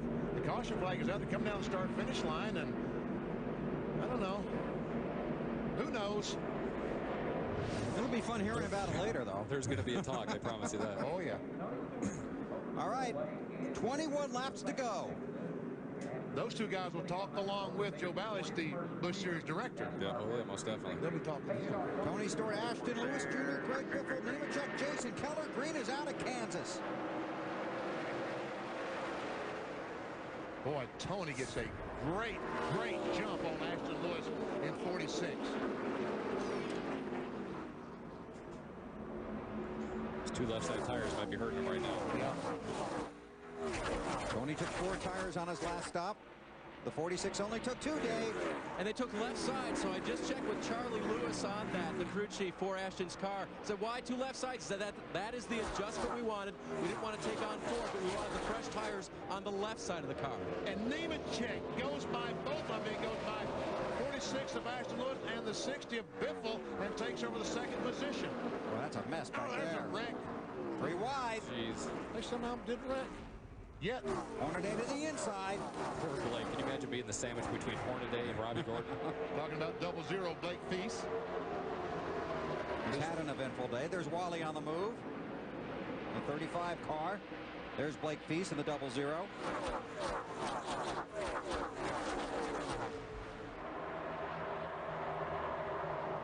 Feast is 5 laps down to the leaders. His first ever NASCAR Busch Series race. Talking about Blake Feast in 0-0. He's going to have a story to tell. Oh, yes. Oh, McLaughlin just forcing the corner. Up the hill he goes. Talking about McLaughlin 35, about to lose a spot to 59, Stacy Compton.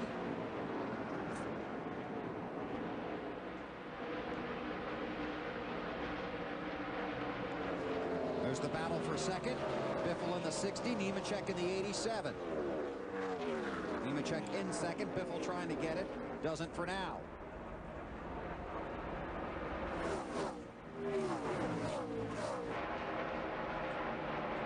And looks like Biffle's going to be able to, well, is he? Thought he's going to be able to get that spot, but here comes Nemechek back on the outside. Wow. Wow, did you see him? And here comes Ashton Lewis trying to get by Biffle. And you were pointing at his lap times, right? Yeah, he ran a real fast lap there. And what Joe did is he let him go ahead and go on the inside there and get down to the bottom of the racetrack, and then Joe pulled up to his right side, just took all the air off his car. Tony Stewart continues to lead.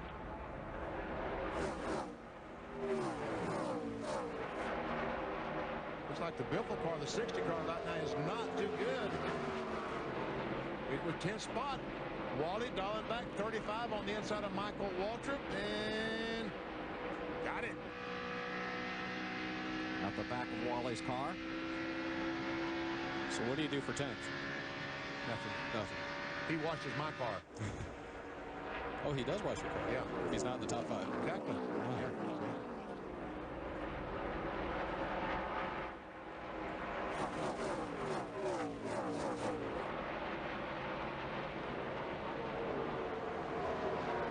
Wally in 10th. Next car for him would be Hornaday. Nemechek in the 87 with Biffle on his bumper in the 60. Look at Mike Walsh in that 4 car. Walsh is a lap down, isn't he? Yes. Yes, he is. He's actually 2 laps down. Well, he's as fast as these cars trying to run the second spot right now.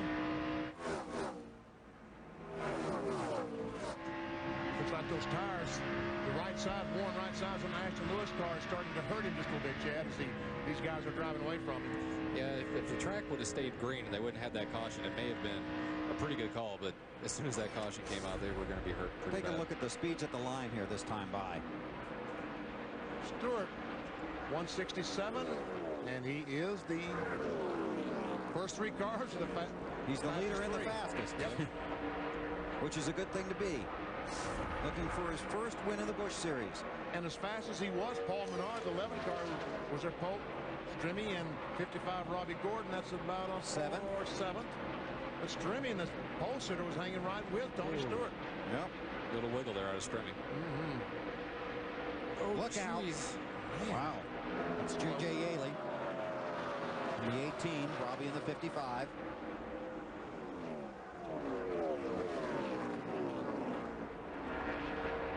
Oh, wow. Is Robbie Gordon loose or what?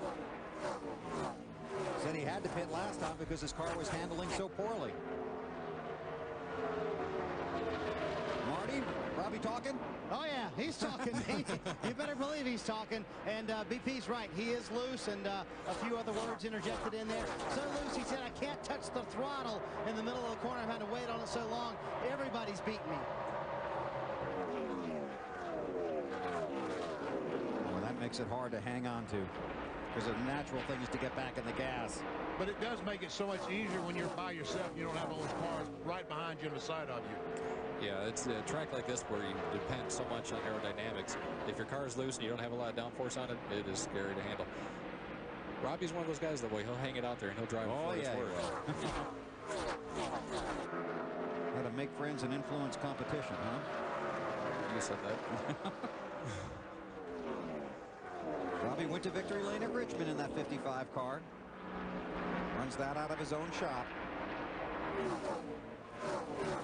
10 to go with Stewart in the lead. Meanwhile, battle for second rages on between Nemechek, 87, Biffle in 60. Now Biffle has gone to the high side, has moved up the racetrack trying to see if he can gain on Nemechek. He did up in 3 and 4. And looks like he might. Caution is out. Uh-oh. Is that Gordon? Yep. Robbie Gordon brushed the wall. He did more than brush. Oh, he sure did. Yeah. Hey, guess what? He didn't brush it, Billy. He hit it. Yeah. You know why? Why? He was loose? You got it. Yep. He hung on to it as long as he could. I don't know where he hit, but he hit a ton.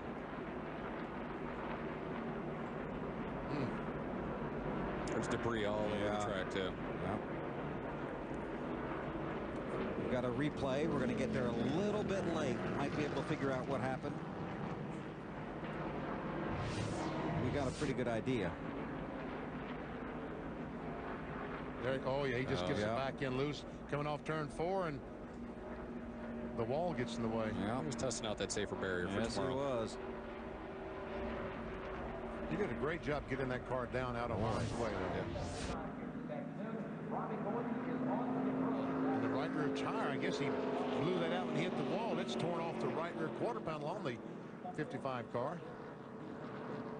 So we're under caution. 8 laps to go.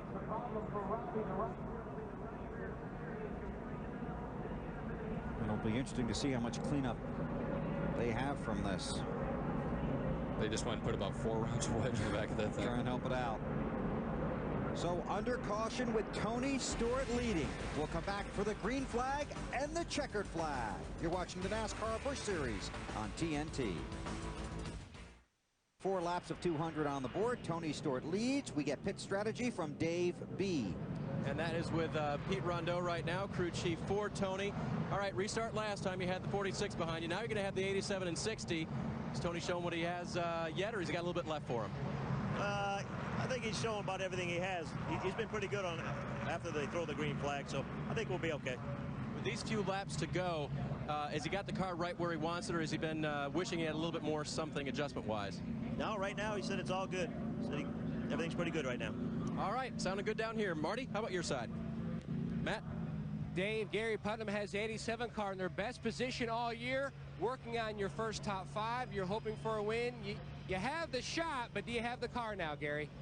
Well, I think we got a shot at it. I mean, Cellular 1 Chevrolet has been good all day long. I think the 81 car has been pretty much the class of the field, but he's got about 20 laps more on his tires than we do, so we got to get a good restart here. Joe Nemechek's the restart king, so we'll see what happens. Joe hasn't won since Dover 2003. In fact, Gary Putnam, who replaced Brian Patty on this team as a crew chief, has never won in Cup or Busch. His last win as a crew chief came back in 1994 at Thompson in the modifieds. Let's try Hey, Wally BP, you got me? You're right. Sure. Wally, I'm looking at the scoring monitor, and it shows you 10th. You know, you're washing cars at 10th. Can you get up to 5th? Yeah, I know, BP. Well, I'm going to do the best I can to get there. How's the car right now?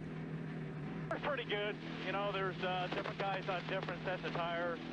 Track is very tight right now, so hopefully I can sneak by a couple of these guys on the restart and hold the guys off behind me. Okay, 1 to go. Get ready. Watch your inside there. Here's your race recap.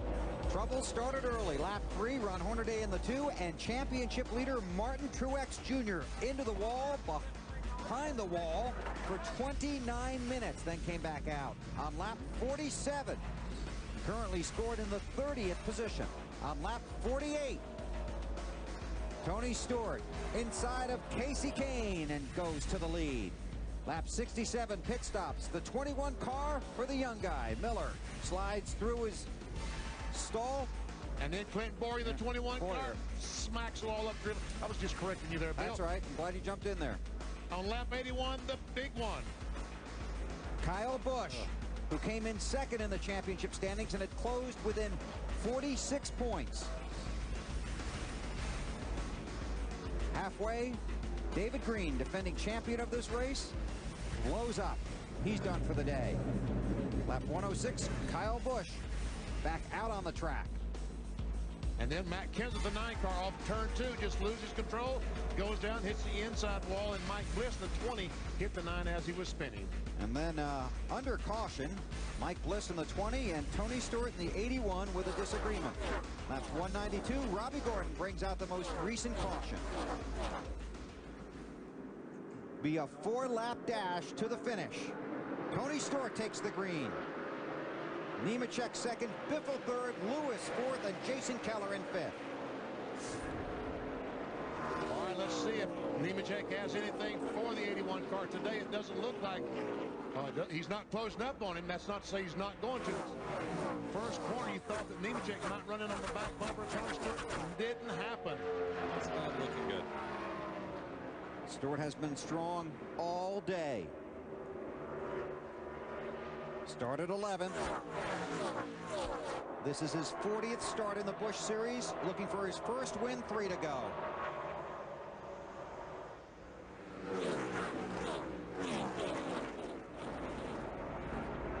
Tell you what, Nemechek right now seems like he's closing in a little bit. Martis, Tony said anything?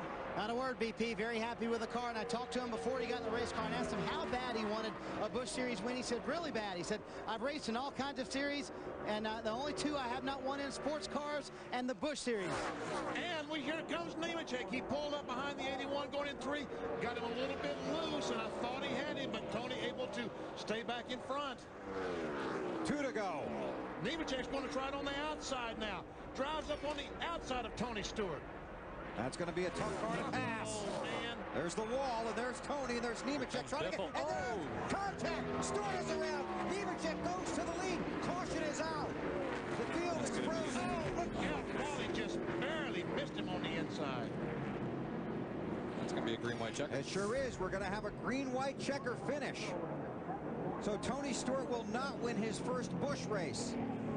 And how much damage does Nemechek have on the right front of his car? And let's see where they... God, no. He pinched me up in the wall. The radio of Joe Nemechek. Pinched him. Pinched him up in the wall. He's got a lot of damage on the hood. Yes, he does. Under rules modified this year, NASCAR has instituted a green-white checkered finish in both the Busch Series and Nextel Cup. If the field comes to the yellow flag at the conclusion of the scheduled distance, the race can be extended for a one-time only attempt to finish under the green in a green flag, white flag, checkered flag finish. That's what we're looking at here. I see the neck brace up on the top of that car. I don't think I would read too much into that. I think they just... Tony Stewart's helmet is off, and I think he's going to get out of the car. One of those track workers might need it if Tony gets a hold of him. Yeah. He'd be upset. Yeah, here he comes. So it looks like he's going to be okay. Thank goodness. That's one of the things that's scary about these guys running in the Busch Series, the race on Sunday, and are battling for the championship. And that's one of the things that we're going to have to face next week when we're racing at Lowe's Motor Speedway. Bobby Labonte comes to mind at Darlington. Sure. Got injured in the Busch race there. There's Tony climbing out of the ride.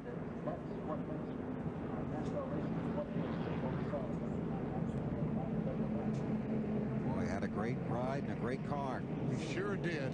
And when he got that good restart, I thought maybe he had the things under control, but all of a sudden Nemechek able to come right back on the back of him. Hoss Berry there, NASCAR official, talking to Tony.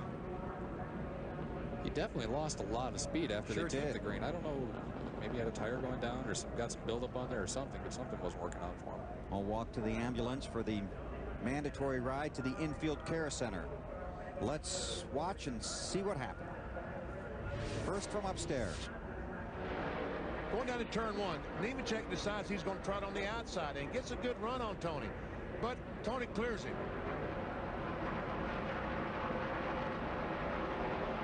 Wow. Wow. That's a tough deal right there. Boy. Oh. Is that Wally? Yeah, on the inside down the grass. Wow. See, Nemechek thinks he's on the outside of Tony. He thinks he has a lane there, but there's only about basically a half lane. What'd you say, Chad? Yeah, they're racing hard. Yeah, they're just racing hard. Just racing hard right there. Tony's trying to protect his position right there on the racetrack, and Joe's trying to get it. And that's what happens sometimes. So Tony Stewart will watch Wally go by. Watch this in the grass. There. Oh. So just think, what, 5 minutes ago I was congratulating Tony on his first NASCAR Busch Series victory.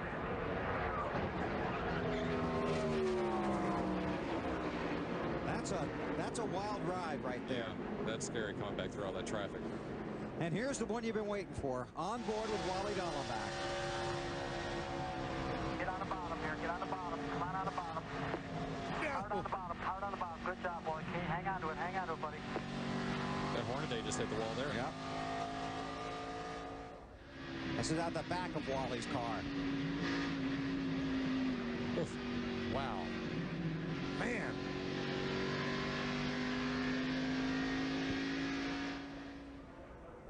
Once more.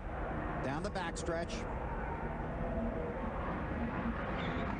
That was with 2 to go.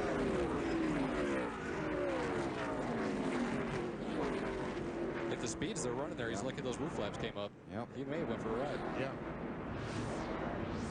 The scheduled distance here, 200 laps. We've now gone 201. The 60 car is the one sitting pretty right now with Nemechek having all that front end damage. Yeah. And Ashton Lewis in the 46th, third spot. There's a look at Nemechek's car. Scored as the race leader. Has he got a big hole in the front end? Looks like it. Sure does. And remember, this green, white checkers, we're talking about 2 laps. Two laps of racing. Oh, here we go. Here we go. Here we go. Final 2 laps, 1 attempt.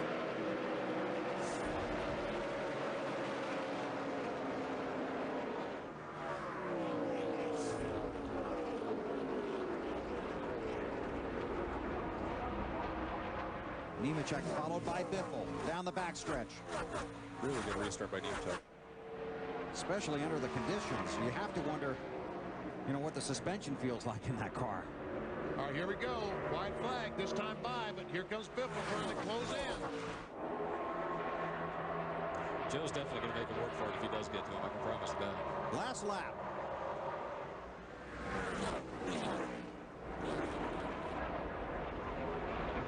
Biffle starts to close in. Right about where Nemechek get on Stewart. Here he goes on the inside. He's got the position.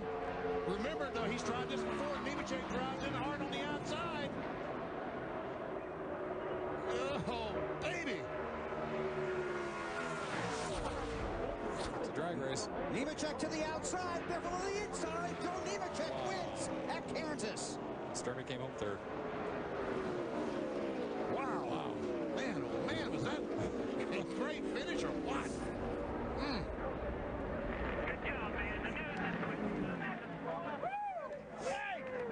He did just what you said, BP. He came back on the outside. Yeah. Got him. So, Gary Putnam, congratulations to you. And Joe Nemechek gets his first Busch Series win of 2004. Former series champion. Matt Yoakum. Well, Gary Putnam, you can finally breathe. What a way to win your first Busch Series race as a crew chief. Wow, it's been exciting, man. Woo! This Celia 1 Chevrolet, Joe Nemechek, all these guys. I mean, this is a whole new team.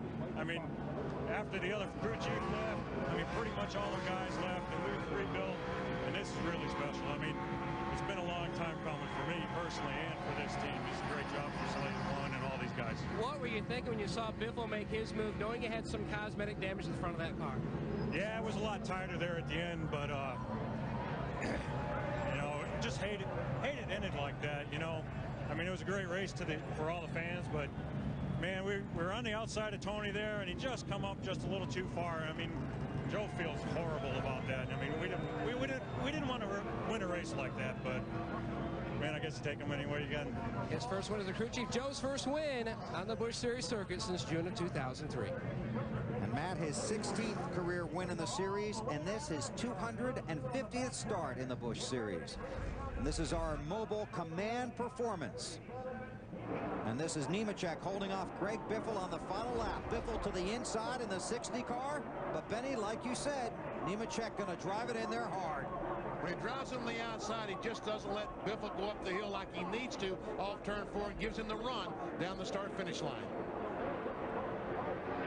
And Joe Nemechek headed for victory lane, the 14th different race winner in the Busch Series in 2004. And Nemechek is enjoying it with the backwards victory lap and now heads down pit road. We attempted to get a post-race interview with Tony Stewart. He declined our invitation. Going to take a few minutes to relax after that tough hit on the backstretch. And obviously disappointed about not heading for victory lane.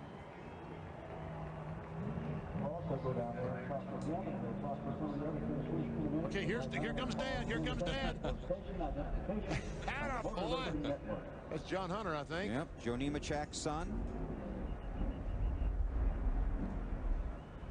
Named after Joe's brother, John. Right.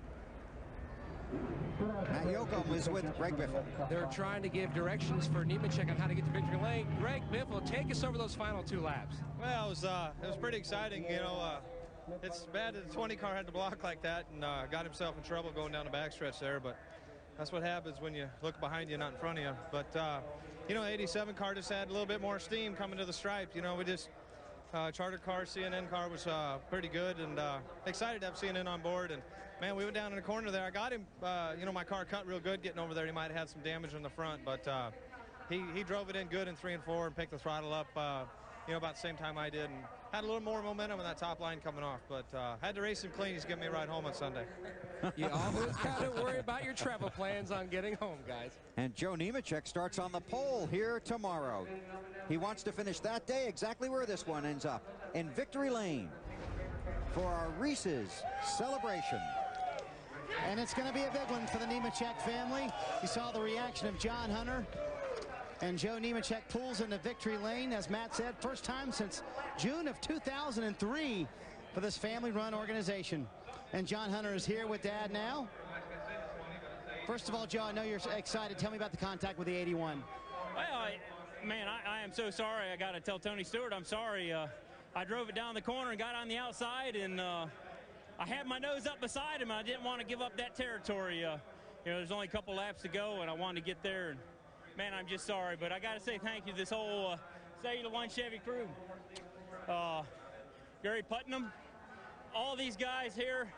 Got a lot of new guys on this team. These guys been working their hearts out, and got to thank Nortel, Precision Gear, Matco Tools, Chevrolet. Just man, it's been so hard. It's been such a frustrating year. We should have already had a win this year, and we've been through controversy, and it's just been tough. But also want to thank Fluid Down, Wagner Automotive, Nortel Networks, and also Hills Brothers. Everybody that keeps this thing funded and keeps it running. And he said one of the hardest parts was holding off Greg Biffle at the very end. The whole Nemechek family here celebrating in victory lane. Dave? Championship leader Martin Truex finishes 30th today. Martin, a rough day for you out there. Assess it for us. Well, I guess it was a pretty good 30th place finish for us. At least 70 points, we're going to do. Ron Hornaday came and spoke with you immediately afterwards. What did you guys talk about? Nothing. Nothing at all. Was he displeased with you and the way you drove, or was he just trying to figure out what happened? I don't know what happened. All I know is it was the third lap of the race, and I was, you know, I let Robbie had a run. I let him go. And by the time my spotter said clear, I was already wrecked, or inside. So I don't know. I'm not sure what happened. We'll take it, and we'll go to Charlotte. All right, tough day for these guys. Bill? Thank you, Dave.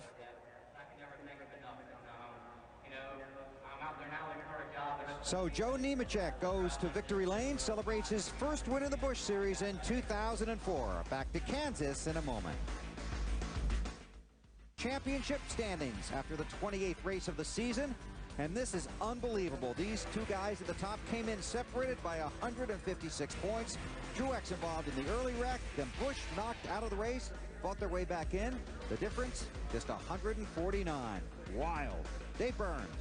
Kyle Busch joins us at the back of the hall now. Kyle, guys put Humpty Dumpty back together again, and you drove it to 29th. How was that? That was a pretty good line, but it was going to be either a bad day or a good day. You know, running in the back there, we could have got ourselves caught up in something real early without the 8 getting in any trouble and lost a lot of points. Or, you know, since the 8 did have trouble, we could have gained a lot of points on them. But, you know, all in all, I guess we always seem to be able to come out equal. Doesn't matter what happens. But, you know, it's a shame. The Lowe Chevrolet was really, really good in the beginning part of the race and all through that. And I guess somebody just got loose on the bottom, it looked like to me, and, you know, just couldn't quite hang on to it. And I thought I had it missed. I cranked on the wheel and got underneath them, and I don't know if I overcorrected or what, but it spun back around the other way.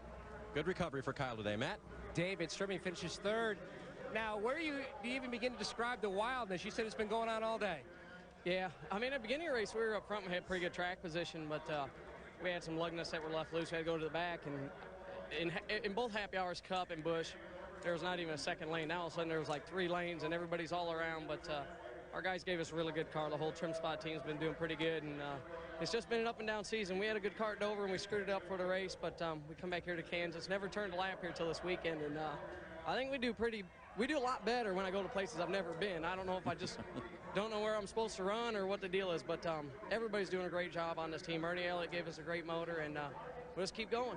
11th new racetrack this year, scores a top 5 finish.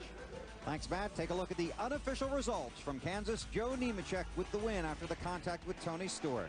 And Ashton Lewis, that great finish. Hornaday comes back to finish in 5th spot after that crash at the 3rd lap. And Wally, 10th spot. At least don't have to wash a car. Michael Waltrip came home 12th. Kenny Wallace, the last car on the lead lap. Pole sitter Paul Menard, 17th. And Brandon Miller, 29 car, his first race for Childress, just 1 lap down in 16th. And these are some of the guys that had a disappointing day, including Kyle Busch and Mark Truex Jr. All right, and of course, Tony is 5 laps down because the race went past the 200-lap mark. Our thanks to Jimmy Johnson for joining us and to crew chief Chad Knaus. Big race here tomorrow, 400 miles. You got a good starting spot. Yeah, I'm looking forward to it. This is one of our favorite racetracks. We've got the Lowe Chevrolet running pretty good. All right, we'll see you tomorrow, 1:30 Eastern time for our coverage of the Banquet 400. Begins with the Discover Card Countdown to Green. Next on TNT, the world's most dramatic police chases. Thanks for having us in for the race. Nemechek wins at Kansas.